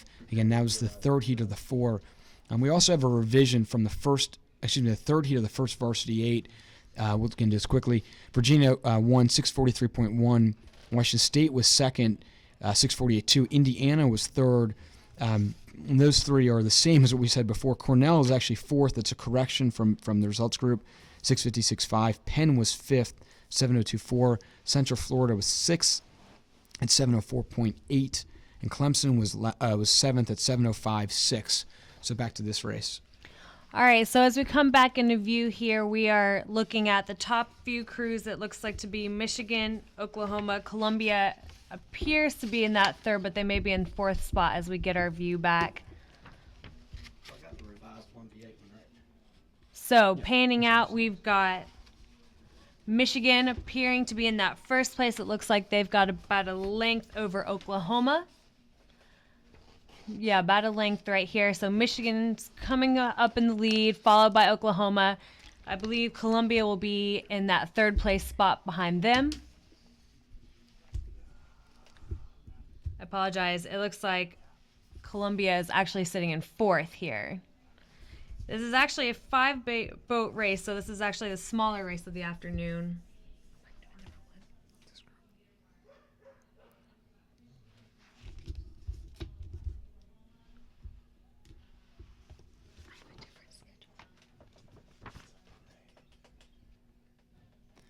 Looks like the leader is actually Michigan here. Michigan in this race, I believe, and then appears that Texas is in second, I believe, and then Syracuse and San Diego looks like racing for third. There looks like Syracuse is in third, San Diego fourth, I believe, and Central Florida in fifth. So again, I apologize. I think Michigan's in the lead there in this race in the second varsity 4 second heat. So as we get to looks like the last, I believe we're in the last 250 here on this shot. Michigan in the lead, Texas in second, Syracuse third, San Diego fourth, and then Central Florida in fifth. So there was a change to the race schedule there. So again, Michigan last 200 or so, and then again we'll recap a couple of results that we've got some revisions that have just come into us. But Michigan in the lead here the last 150, 200 meters or so.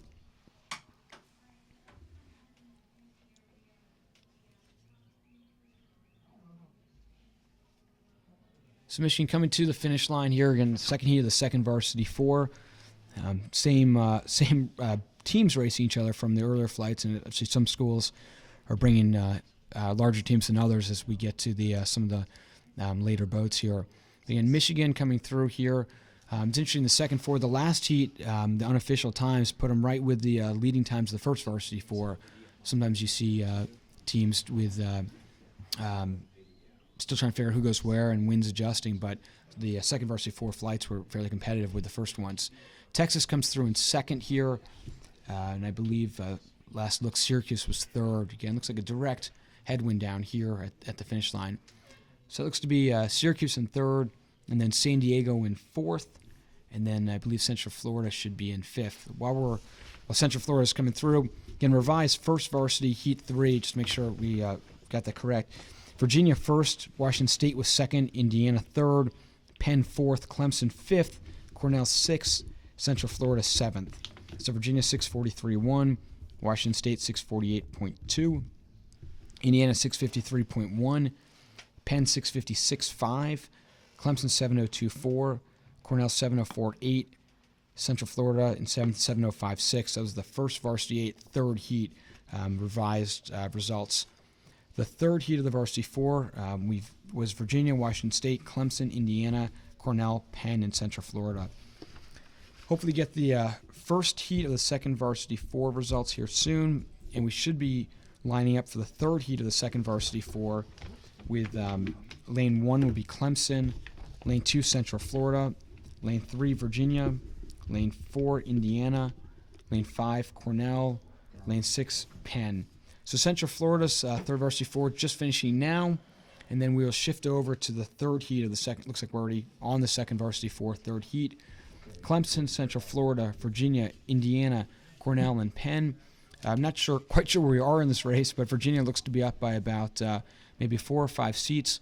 On Clemson, it appears over in lane 1 on that far side, and maybe looks like there may be Indiana. Excuse me, it may be looks to be Ohio State. Excuse me, I think that's Ohio State.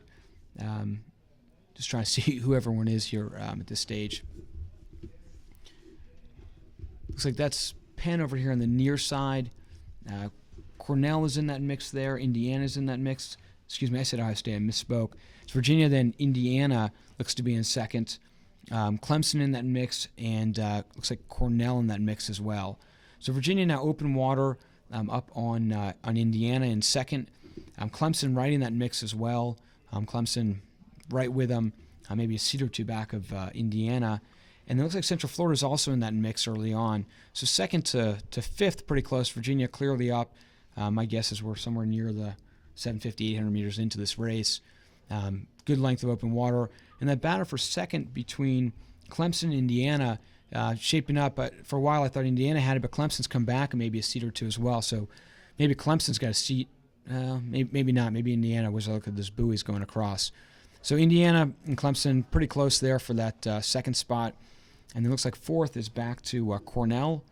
And then Central Florida looks to be in fifth with Penn in sixth. That's the 1,000-meter mark there. Don't have any times. But Virginia, second four, probably trying to compete with their first four, about 2 lengths back. 2 lengths of water up on the field, with Clemson and in Indiana pretty darn close for that second spot. Indiana maybe a couple seats up on Clemson, maybe 2 seats up.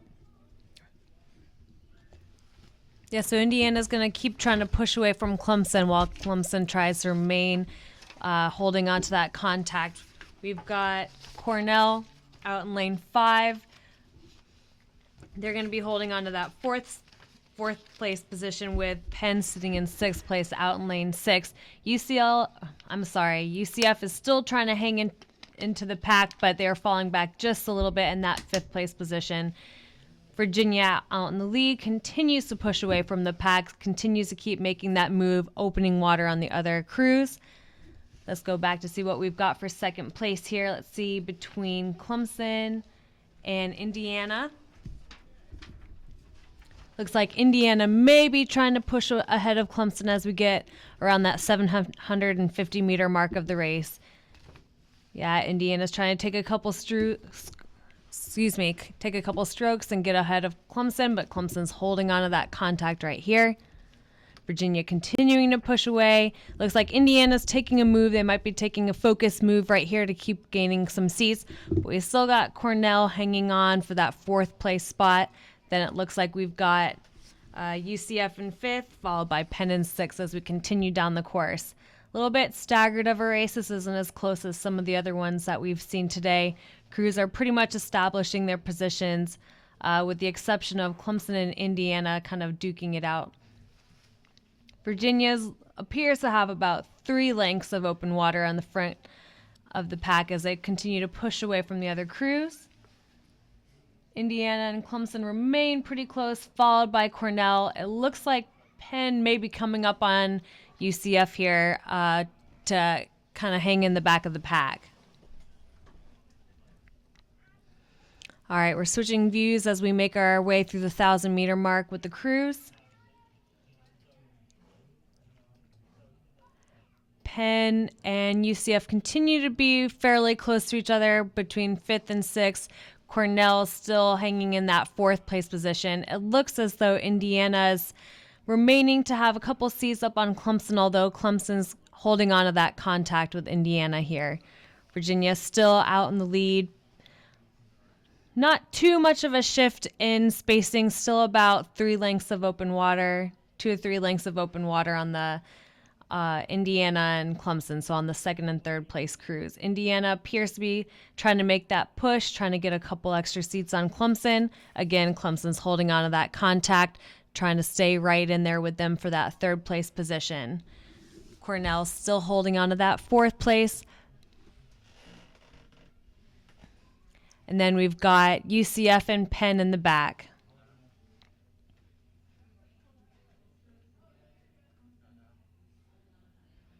Cornell's sitting kind of in a little bit of open water between the 2nd and 3rd place crews, as well as they've got open water on the 5th and 6th place crews. So let's see if they can't close the gap a little bit as we make our way down the course. Virginia's still holding on to that lead, still pressing their way through. Looks like we've got a little bit of chop out there. There may be just a little bit of wind that the 4s, those lighter crews, trying to have to battle and try to keep that blade work clean as we make our way down the course. Looks as though we've got Indiana with a slight advantage over Clemson as we make our way into the last 500 of the race. Cornell's still holding on as they work their way through the 1,500-meter mark. And now it looks as though we've got Penn with the advantage over UCF. So Penn's working their way into that 5th place spot, seeing if they can't make a move up onto Cornell in these last 500 meters here. Again, Indiana still just got about a couple seats up on Clemson, but they're still holding on to each other for the 2nd and 3rd place positions.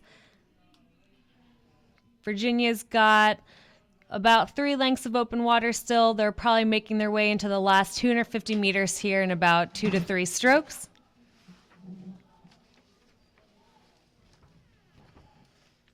Virginia pushing through that last 250 meters here of this 2v4 race.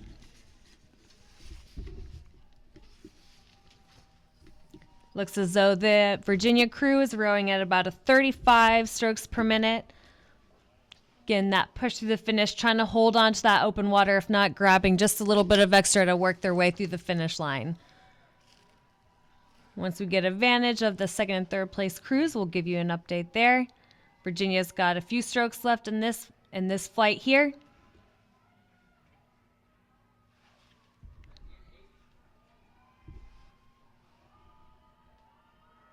Again, this is a pretty staggered race as we make our way through the finish line. These crews are just working for time, working for that placement to finish off the morning session in the 4 racing. We've got Virginia through the line. Few lengths back, it'll be between Clemson and Indiana for the 2nd and 3rd place finishes as they battle it out here through the line. You can tell both crews have really brought their rate up for that final push. We've got Clemson followed by Indiana, excuse me. And then we've got Cornell finishing in 4th. Penn will be behind them in 5th place.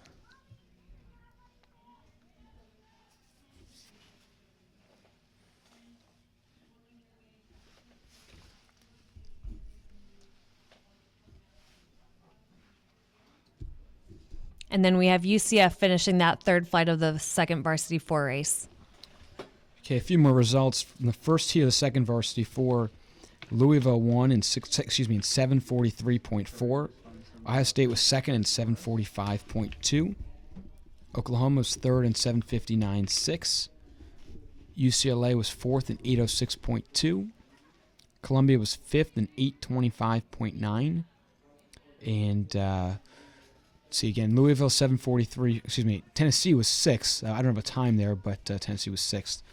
Again, Louisville 7:43.4. Ohio State 7:45.2. Oklahoma 7:59.6. UCLA 8:06.2. Columbia 8:25.9. And Tennessee was in sixth. The second of the 2v4 actually had faster times than all the varsity 4s. 7:34.1 for Michigan. Texas 7:42.5 in second. Syracuse 7:51.8, which is third. San Diego fourth in 7:55.1. UCF was fifth in 9:06.1. Again, Michigan 7:34.1. Texas 7:42.5. Syracuse 7:51.8. San Diego 7:55.1. UCF 9:06.1. So those are the results from the first two heats of the second varsity 4. We have two more races left. The combined third varsity 8, first novice 8. My guess is the alignment here might take a little bit longer than some of the other races. In the lane 0 will be Clemson. They're fourth varsity 8. Michigan novices in lane 1. Texas will be lane 2. Virginia lane 3. Central Florida lane 4. Louisville lane 5. And Michigan State lane 6. So again, a 7-boat race, 2 flights of the 3V/1N race. And it looks like winds may have died down a bit here in the last second half of the racing today. So again, once we get the camera shot on the start, let you know with a 7-boat race at the novice 3v8 level, it can be a bit more challenging to line up and get everyone ready for a fair race. Still with you, Victoria, showing some bias there in your photography. That's fine. Stay with them. That's nice. So again, the varsity 4 is doing a little bit of cool down here in our shot. The 3v race may be 5 or 6 minutes late on this. Again, there were some delays earlier, and with the number of coxswains still out there, it might be a minute or two more. So in these two races, not quite racing all the same teams from the earlier races. This is a bit more of trying to merge everyone into two good races. So we'll have that here coming up any minute. Again, Clemson lane 0, Michigan lane 1, Texas lane 2, Virginia lane 3, Central Florida lane 4, Louisville lane 5, Michigan State 6. Looks like just trying to get attached to the stake boats here. 5 or 6 of the boats may be locked on, and we'll get the last 2 or 3 here in a moment. Usually at Clemson, the start can be a little choppier than the finish, so that's why sometimes a little bit of a delay in getting going. It does look a little less windy than earlier from where we sit, but still kind of a quartering headwind from the starboard side. Looks like 2 boats left to get on. Might take a minute or two because one of them's kind of sideways, but that'll get solved hopefully fairly quickly here. So just for this afternoon, when some of these teams can get rearranged to race each other, this is one of the major cross-country reference points for NCAA qualification. So in the 1V, 2V, and 4, some of the teams that won this morning are going to be going head-to-head here this afternoon, so it should be some great racing, especially at the varsity, the NCAA qualification boats. So this afternoon we'll have, in the first set of races will be Cornell, San Diego, Ohio State, Virginia, Texas, and Michigan State. I think 3 of those teams are in the top 10. The second race will be Central Florida, second set of races, Central Florida, Tennessee, Washington State, Michigan, Oregon State, Oklahoma, and Columbia. And then the third set this afternoon will be Syracuse, Penn, Louisville, Radcliffe, Indiana, UCLA, and Clemson. So that cross-country reference points will be pretty important as these national selections come out in a month or so. But today's one of the main races here, and then out west there's another one. So again, the 3V race, one of the boats having to come out and spin around to get actually 2 of the boats spinning around and getting realigned. These coxswains are probably a little less experienced than maybe the 8:30 races. So I see a bit longer to get this set up. A couple gusts of wind may be picking up there from again from our angle, so that may be a part of the challenge here. So we have a bit of a delay here from our end until we get this race lined up, but should be a minute or two again to get all 7 locked on.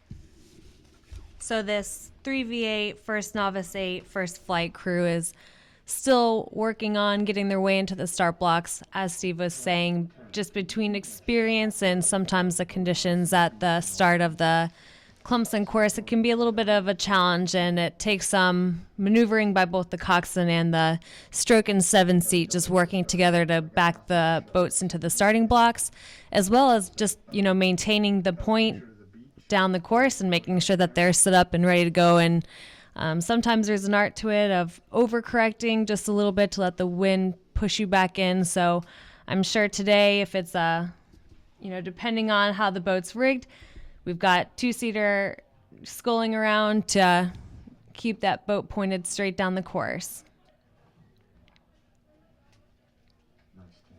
So bear with us a few minutes here as we continue to get ready, continue to get these crews locked on. We've got 2 more flights just to wrap up the morning session of racing here. So of the 3v8 and first novice 8, we'll have 2 flights left to go. This first flight will be a 7-boat race, and then we will follow it up with a 6-boat race to finish the morning.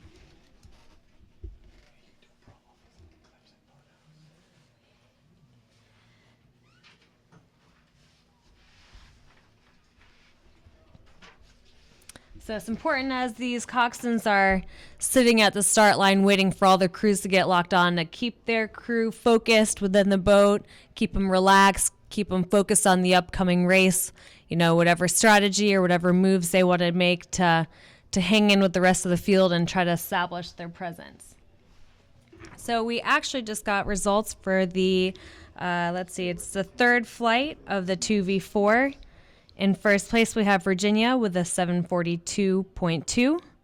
Second place is Clemson with a 756.5.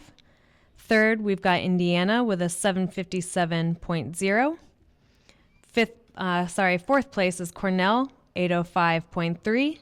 Fifth place is Penn with an 810.8. And sixth place is UCF with an 828.4.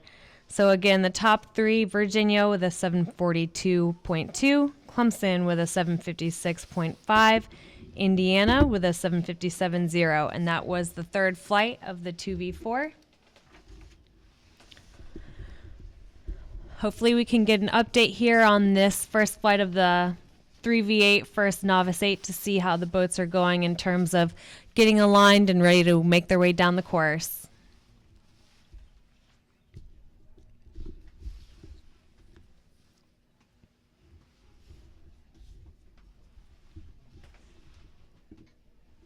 It appears as though most of the crews are locked on at this point, just trying to get a couple of the last boats in and ready to go, trying to get that alignment. So all 7 crews are ready to make their way down the course.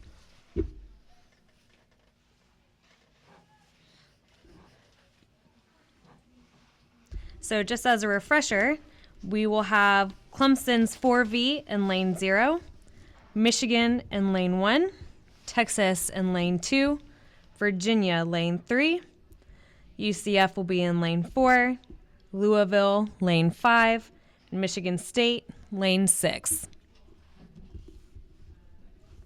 We're still using your shot, Cameron. We're still using your shot.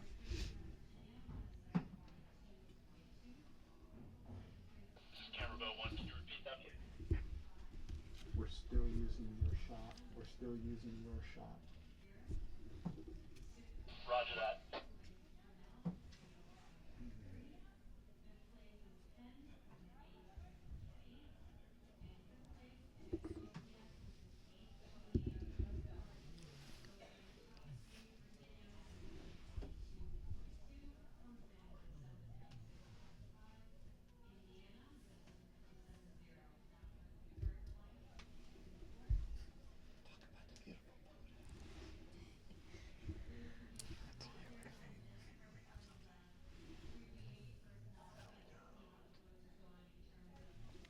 So while we get ready for this first flight of the 3v8, first novice 8 to go off, hopefully that second flight is continuing to stay warm up in the warm-up area, maybe do some stationary drills or, a couple starts just to get themselves, keep their blood flowing, keep warmed up before it's their turn to load into the start docks.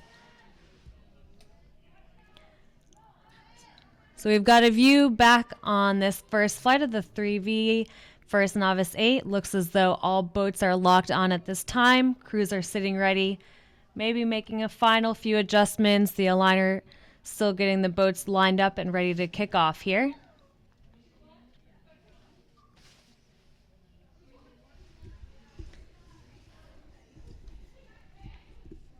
So before we get going, lane 0, Clemson's 4V. Lane 1, Michigan. Lane 2 will be Texas. Lane 3 will be Virginia. Lane 4, UCF. Lane 5's Louisville. Lane 6, Michigan State.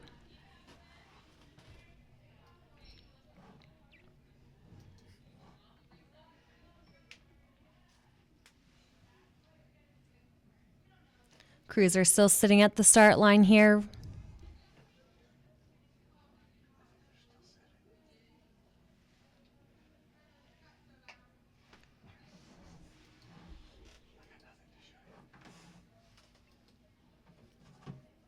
So from where we're sitting here, it appears as though they're still trying to get everyone aligned with the boats. Again, with the seven boat race here.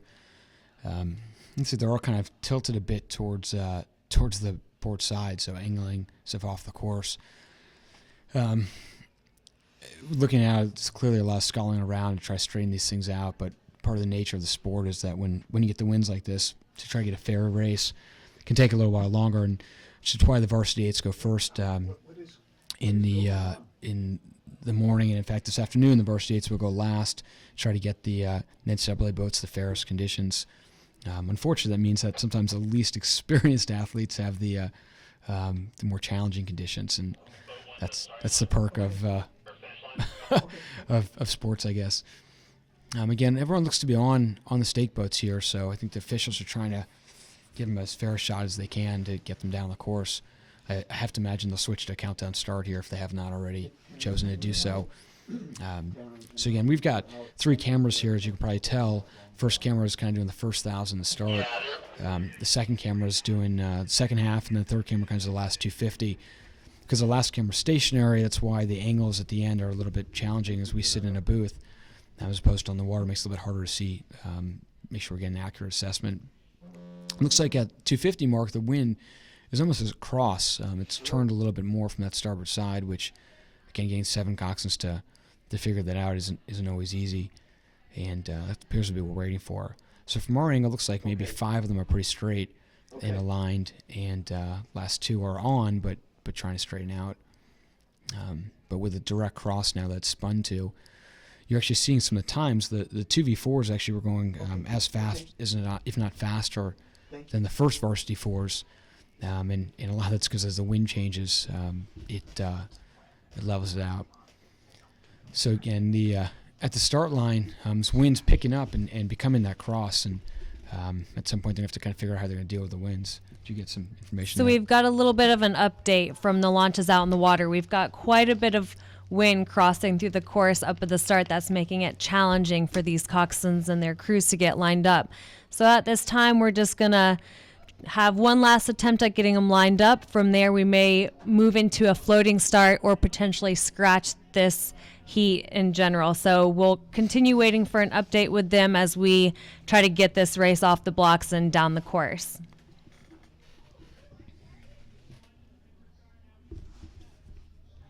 So one of the interesting things about Lake Hartwell is that it's one of the places where we can fit 6 boats across, or 7 boats for that matter, but it's also wide open in this area. And so to get where the boathouse is so people can see it, you've got some challenge sometimes with the winds. Again, trying to get it at a reasonable time, 8:30 start, that's always the balance here. So hopefully with the afternoon races being pushed as late as, I believe a 5 o'clock start, gives a little bit of room in the evening if we need to go later because of the wind to get everything in. But again, the first races then and the last races now may be impacted by the conditions? Yeah, so the way the afternoon will work is we might have a little bit of wind, a little bit of chop, just kind of depending on the weather conditions in the afternoon as the racing begins. And as the racing continues throughout the course of the evening, the conditions tend to calm down, flatten out, and make for better conditions. And we'll have a little bit of daylight to work with in the evening. So just depending on how the afternoon weather conditions are, we'll go from there. Still don't have much at the starting line of what we're going to do there, but I imagine the officials are trying to make it safe and fair, and as soon as we have something, we'll let you know.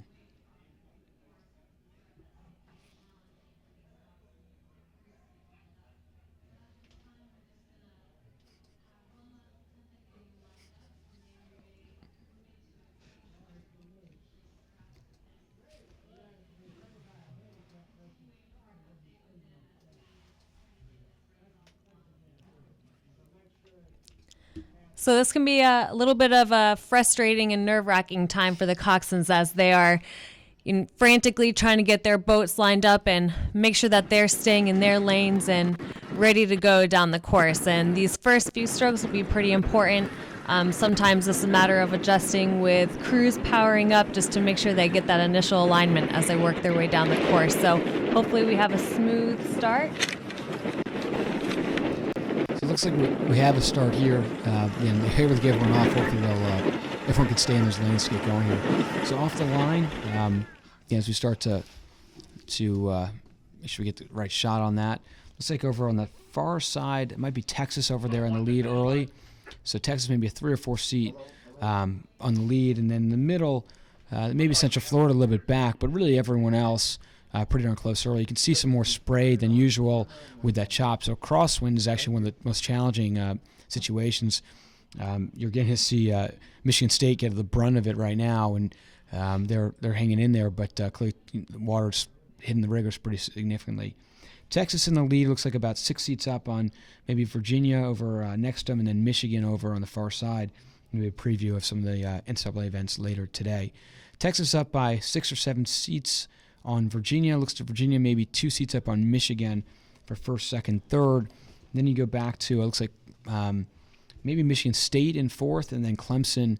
Well, Michigan State and Clemson pretty darn close there for that fourth, fifth spot. And then Louisville looks to be in sixth with Central Florida in seventh. Back to the leaders. Texas maybe giving up a seat to Virginia, pretty darn close there. Virginia maybe gained a seat on Michigan. So first to third, 1 length between them. Maybe Texas has about 5 to 6 seats up on Virginia. Virginia maybe 4 to 5 seats up on Michigan. Over here on the near side, Michigan State staying in that mix, maybe 8 seats back behind Michigan, and maybe 2 or 3 seats up on Clemson. Also, Louisville starting to come back a bit on that 4, 5, 6 race, and maybe even catching back up there with who's that? Clemson. So Louisville and Clemson maybe in that 5th spot. Michigan State still in the 4th. Back to leaders. Texas has stopped Virginia's move. Maybe taking a seat or 2 back, maybe 8 seats up on Virginia. Virginia, though, moving still in Michigan, and so Michigan maybe is the one kind of falling back there, as Michigan State is now coming back up and competing with Michigan. Maybe dead even there for that 3rd spot. Texas, so Texas 6 or 7 up in Virginia. Virginia maybe just about a length up on, let's say, Michigan State, Michigan, and Louisville. All 3 of those are within a couple seats for that 3rd spot. So pretty good race there for first, pretty good race for 3rd, and then back to that race for 6th with Louisville and Central Florida there for 6th. So Texas now about 7 seats up from Virginia. Virginia maybe just about 6 or 7 seats up on, looks like Louisville and Michigan State are really close there for that 3rd spot. Louisville maybe has come through Michigan State a bit, and Michigan State's come through Michigan a bit as well. Virginia still at 7 seats back to Texas.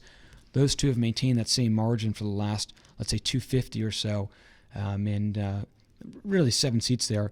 Looks like Louisville's coming back just a bit on Virginia, so coming back to the field, maybe just about 3/4 of a length behind Virginia, so 2nd to 3rd. And then back Michigan State 4th, maybe 6, 7 seats back on Louisville, and Michigan State has definitely come through Michigan, maybe 2/3 of a length up, maybe even a length up on Michigan, depending on the angle. Michigan up on, this would be Clemson by a good amount of open water. Central Florida actually may be up on Clemson as well. Again, looks like Central Florida is up on Clemson by a good half length or so. Heading to the 1,000 or so for the leaders, I believe. Looks like leaders have gone through the 1,000-meter mark. Back to the lead here. Let's see, looks to be Louisville third there. So that's Virginia maybe coming back a seat or so on Texas. So Texas maybe 5 seats up, 4 seats up even on Virginia. Virginia definitely coming back on Texas. And Louisville also coming back. So Texas maybe coming back to the field. Louisville 8 out on Virginia. They were about 10 out before. Michigan State still in 4th. They've kind of broken away from the rear of the pack and trying to hang on there with Louisville. A good length, maybe some open water on Michigan. So Virginia, well, they closed to within 4, but Texas maybe pushed back here now. Maybe Texas is 4 or 5 up. Again, depending on that angle, Texas maybe stopped their move. We'll see how that kind of, what Virginia did at the 1,000, maybe did something powerful there. Louisville in 3rd. I'd say now open water back to Virginia, so they put a press on there as well. It looks like Virginia and Texas kind of shut that down. Back to 4th. Again, Michigan State, a little bit tough to see with the angle on the near side, but definitely up on Michigan. Over on the far side, Clemson staying in there. They had fallen back to 7th, but still certainly in that race for 6th without giving that up. But a bit of a different spread here. So you go back to kind of the front of the pack. Louisville is just about open water back, and looks like Virginia is maybe now within a seat or 2 of Texas. So you can see Virginia really trying to push out there. Texas kind of trying to hold them off, and Virginia might have some momentum there, and may even have pulled ahead here in the last 10 strokes or so.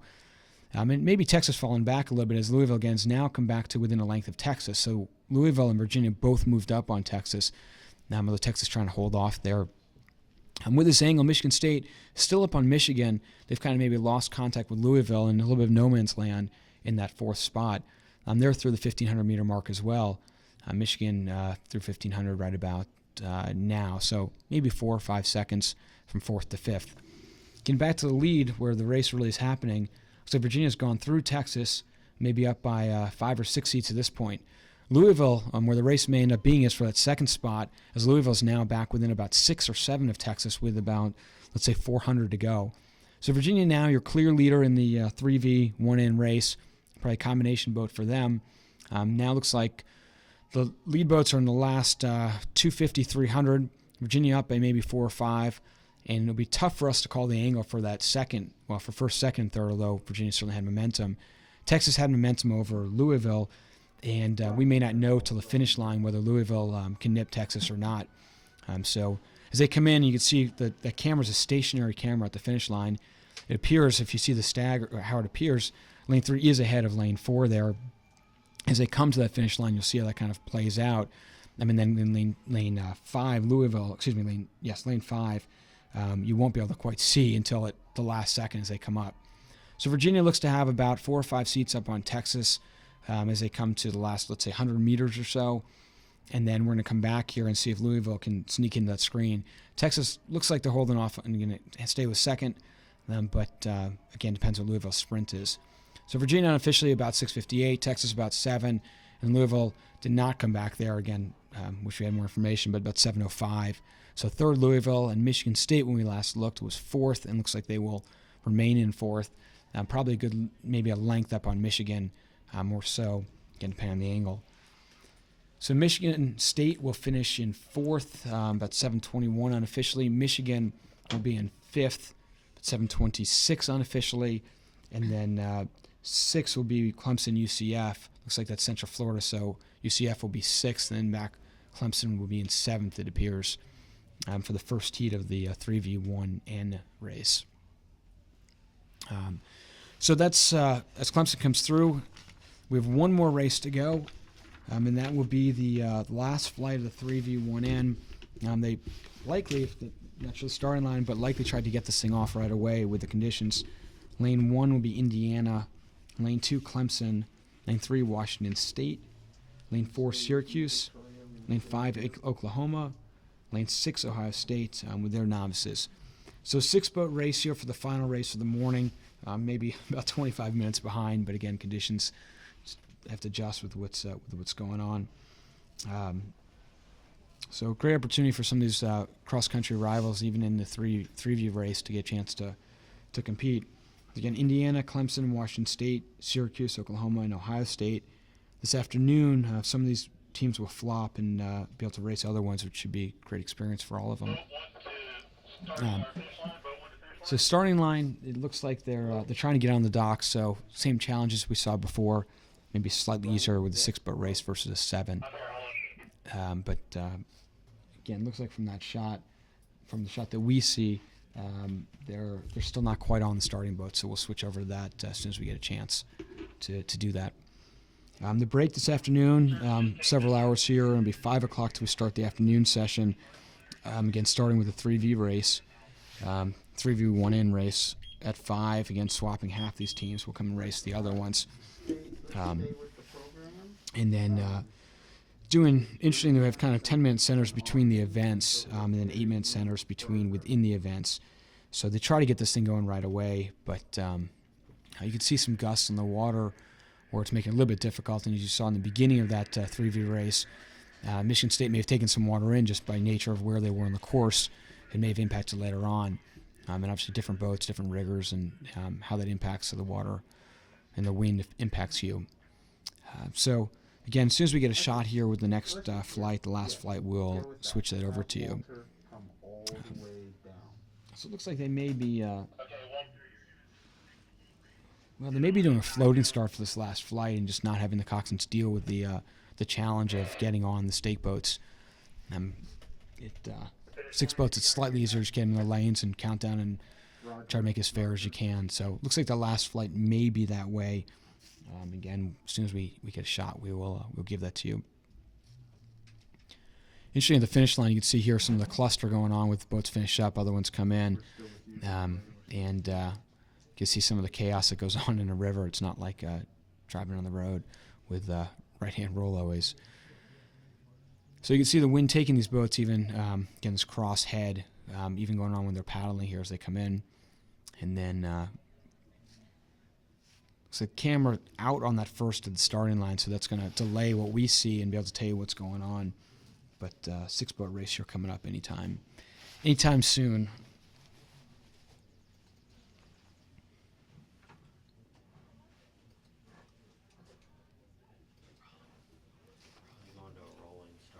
Okay, so it sounds like they're going to go to floating and countdown start here. So slightly shorter. So just a mental note: it'll be tough to compare the times, not just because of the winds, but also or variable winds, because this will be a little bit short on the course. So it looks like for the last race, 3v1N, maybe a 1,900-meter race, as it's more important to get a race in than to just to make sure it's a safe and fair race. So moving over to a floating start, so taking everyone off the stake boats and moving forward 100 meters or so to get them out of the stake boats and make it clean. So again, once we have an update here, we will let you know. But just waiting on that shot.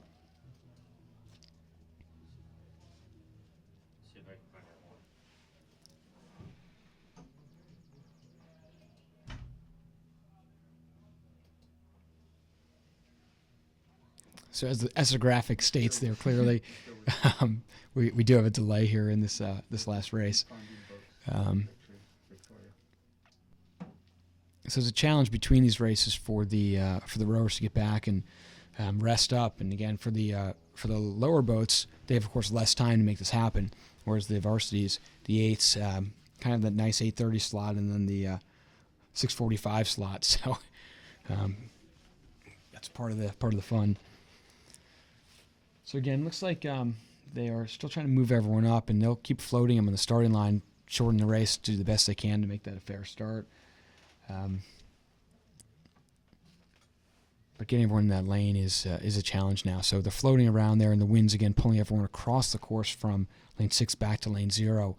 So it wouldn't surprise me if there's some shifting in lanes as we get going. But since we know, we'll let you know. Looks like they're lined up again, and we're going to shift over to that view here in a minute or two.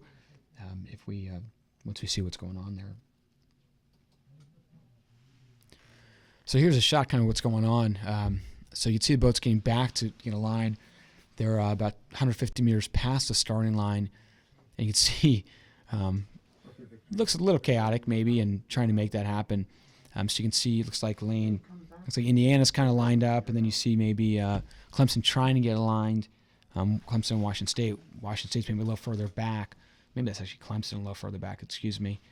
And then Oklahoma's kind of getting back in their lane. It's a little bit chaotic when you have a floating start, nothing to hold you in place, especially with the winds coming from that starboard side. And the trick is when you have let's just say 3 crews aligned holding their alignment as you get the remaining 4 coming in. So it's a bit of a juggle and a shuffle as all the crews are trying to get about as even as possible while still remaining in their lane. A slight advantage that being held in the starting docks would be, holding that position and remaining in one spot and having someone holding onto your stern as you kind of just swing your bow around, either port or starboard, depending on the winds. But when you're floating, it's really up to the coxswain to maneuver their crew as best as possible, whether it's backing, one side down or sculling, just to hold that alignment as best in their lane as possible. It's not going to be perfect when you're at a floating start, but as soon as we can get these 7 crews in close alignment and ready to go, we'll start this race. It looks as though we've drifted out of the start here. We're probably about 100 meters into the race. So hopefully we don't keep drifting down the course too much, just to get them as much racing room as possible.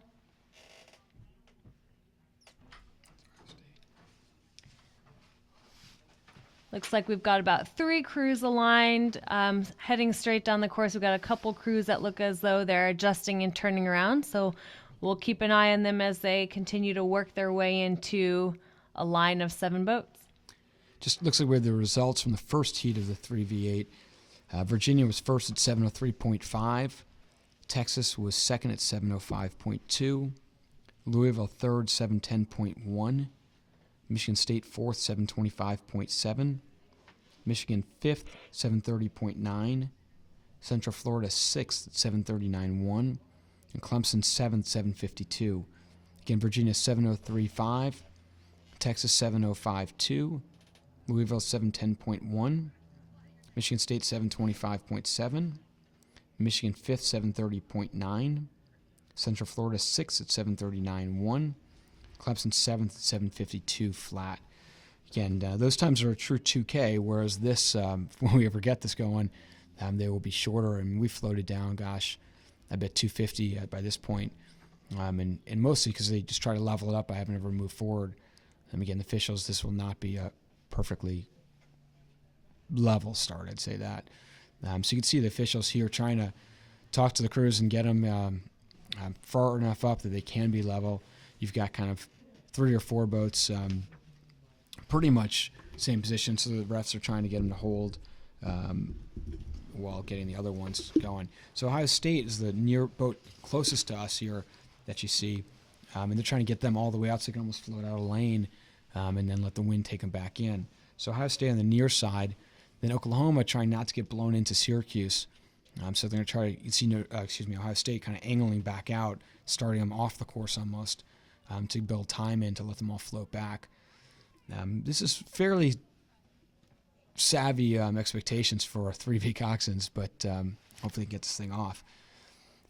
So that is actually looks like the 250 mark, so they've already shortened the course by 250, and my bet is it'll be even shorter. So Ohio State's out there in lane 8, and I say that kind of jokingly as they will try to float them back into lane 6. Again, Oklahoma are going to slide out now to lane, what we call 7, so that they can float back in, and then, again, on down the line. So you can see the official there trying to walk them through it and tell them what's going to happen there. But when they get going, if they get close, they're going to start this thing quickly, so be ready for that kind of start. Looks like they're trying to pull, maybe Syracuse pull closer to Ohio State, just sliding in this way a bit, and everyone else also. Usually a good rule of thumb is if you can see chop on the video, it's probably pretty choppy. So when you see the crosswind bouncing from right to left, from the bottom of the screen to the top, that's probably a good 10-mile-an-hour winds, 12-mile-an-hour winds across. So they're moving Oklahoma out here to lane 6 or 7, again kind of using that to make up for what it is, because there isn't really a lane out there. And then we're really just moving everyone up to get them somewhere close. By the time they're done, we may end up with a 1,000-meter race if we're lucky.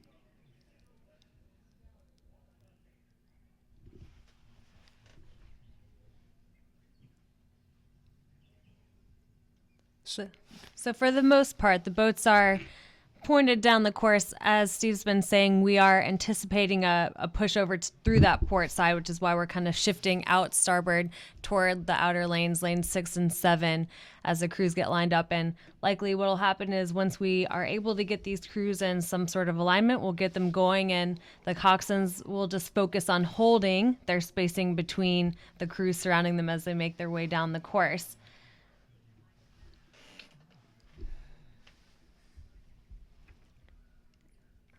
Looks as though the crews are starting to try to close in just a little bit, work their way in together. So hopefully we'll get them all gathered up with Ohio State here in just a couple seconds. But this is about as close and as tight as we've seen them so far. So hopefully we'll get going here shortly. As you can see, if you're looking on the screen, we are somewhere approaching the 500-meter mark. I can't quite see the buoy on the screen, but we have certainly drifted quite a bit off the start. So it will be an abbreviated race, but it looks like we may have a race nonetheless here soon as these crews continue getting tighter and tighter together here.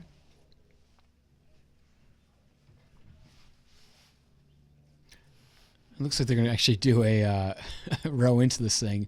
I'm not sure. Well, maybe not. I thought for a moment there they had everyone kind of going to build into it, make it a little bit, to have the wind affect them less.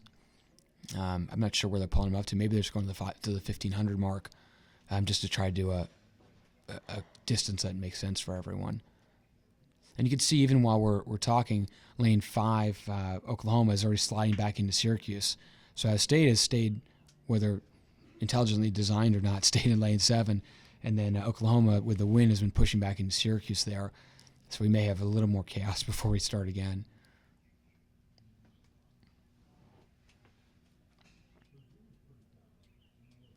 So that buoy there, that's a 500-meter mark in, so 1,500 to go. Looks like they're trying to go just past that, maybe as a starting point, I'm guessing.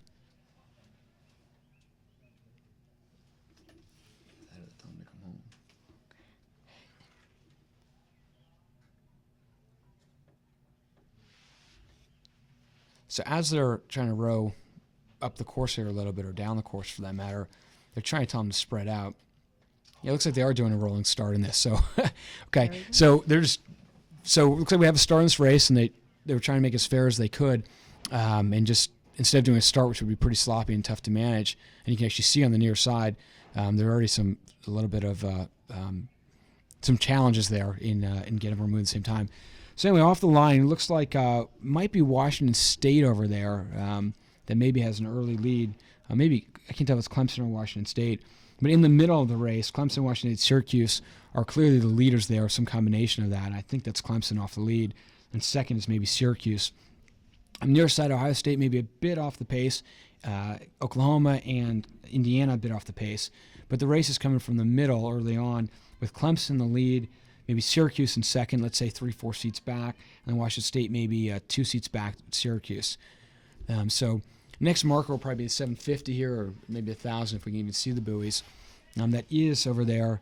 Looks like Clemson and Syracuse, and again Washington State. So that is pretty accurate there. Oklahoma looks to be in 4th in the screen there, and then 5th looks to be Indiana. Ohio State maybe coming back a bit on them to keep that race. So we kind of have 2 races already, 1, 2, 3, and then 4, 5, 6. So you see there's a length between 1st to 3rd, and then a length from 3rd to 4th to some extent. So Clemson continuing to move out a bit, maybe let's say 3-4 seats. Syracuse moving on Washington State. Syracuse is maybe 3 or 4 seats on them. Washington State just about a length. This is the 1,000 to go, I guess, since it's not 1,000 in. And Washington State maybe 8 seats up on Oklahoma. Ohio State has come through now past Indiana for 5th and challenging for that 4th spot, with challenging Oklahoma for that 4th spot. So again, hopefully everyone keep their lanes here with the conditions. Clemson continuing to push out, let's say 4 seats at this point. And Washington State had fallen back a bit, but they may be moving forward a bit onto Syracuse. Syracuse, let's say 4 back of Clemson, and then maybe 3 up on Washington State. Washington State still has about 8 seats on combination of Oklahoma and Ohio State. Those two are battling out for that 5th spot, with the Indiana's novices back at 6th. So it looks like Clemson moving out, let's say 6 seats on second place Syracuse. Syracuse may be, let's say, 2 seats on Washington State. I thought for a moment lanes 5 and 6, Oklahoma and Ohio State, might come back, but looks like the top 3 really are starting to move out. Clemson still, let's say, 5 seats, 4 seats on Syracuse. Syracuse maybe a seat now on Washington State. Maybe seat and a half, something like that. Again, depending on your angle there. Good length back from Washington State to that 4-5 of Oklahoma and Ohio State, and I can't tell you who's up there because of the angle. But the lead now, it's actually tightening a bit here. Clemson may be fading just a bit. Again, still in the lead and clearly in the lead by 3 or 4 seats, 2 or 3 seats for that matter. But the second and third boats, you're seeing Washington State start to move through Syracuse. And then again, now slight open water back to that 4, 5, 6. I'd say Ohio State may have passed Oklahoma for that 4th spot. So Clemson up by, let's say, 3 to 4 seats on really dead even between Syracuse and Washington State. Washington State might have a slight edge, and in fact they do, about a seat, Washington State over Syracuse. So Washington State is now sitting about 4 seats behind Clemson. And again, one of the fun parts of the 3V race is anything really can happen, especially in choppy conditions. So again, Clemson maybe 4 up on Washington State, maybe 3 up for that matter. Washington State continuing to surge. And Syracuse had fallen back of them, but they haven't really fallen too far off the pace. Syracuse is really only 5 back of the leader. So from 1st to 3rd, you may have 4 to 5 seat spread at most. And in fact, Syracuse is coming back on certainly on Clemson and on Washington State. The 3 lead boats now are maybe a seat and a half between them. So this might be one of the most exciting races of the morning, where you have 3 boats across here with, I think we're at, I'm not even sure what the distance is. It might be 250 to go, 200 to go. So with that camera, as we switch to the finish line camera here soon, we'll stay on this one for a little bit there, as we can tell, as close as we can. But the lead boats, this is going to be a great finish between these 3. So in lane 2 on the far side for you, Clemson. Lane 3, the middle there, Washington State. Lane 4, Syracuse.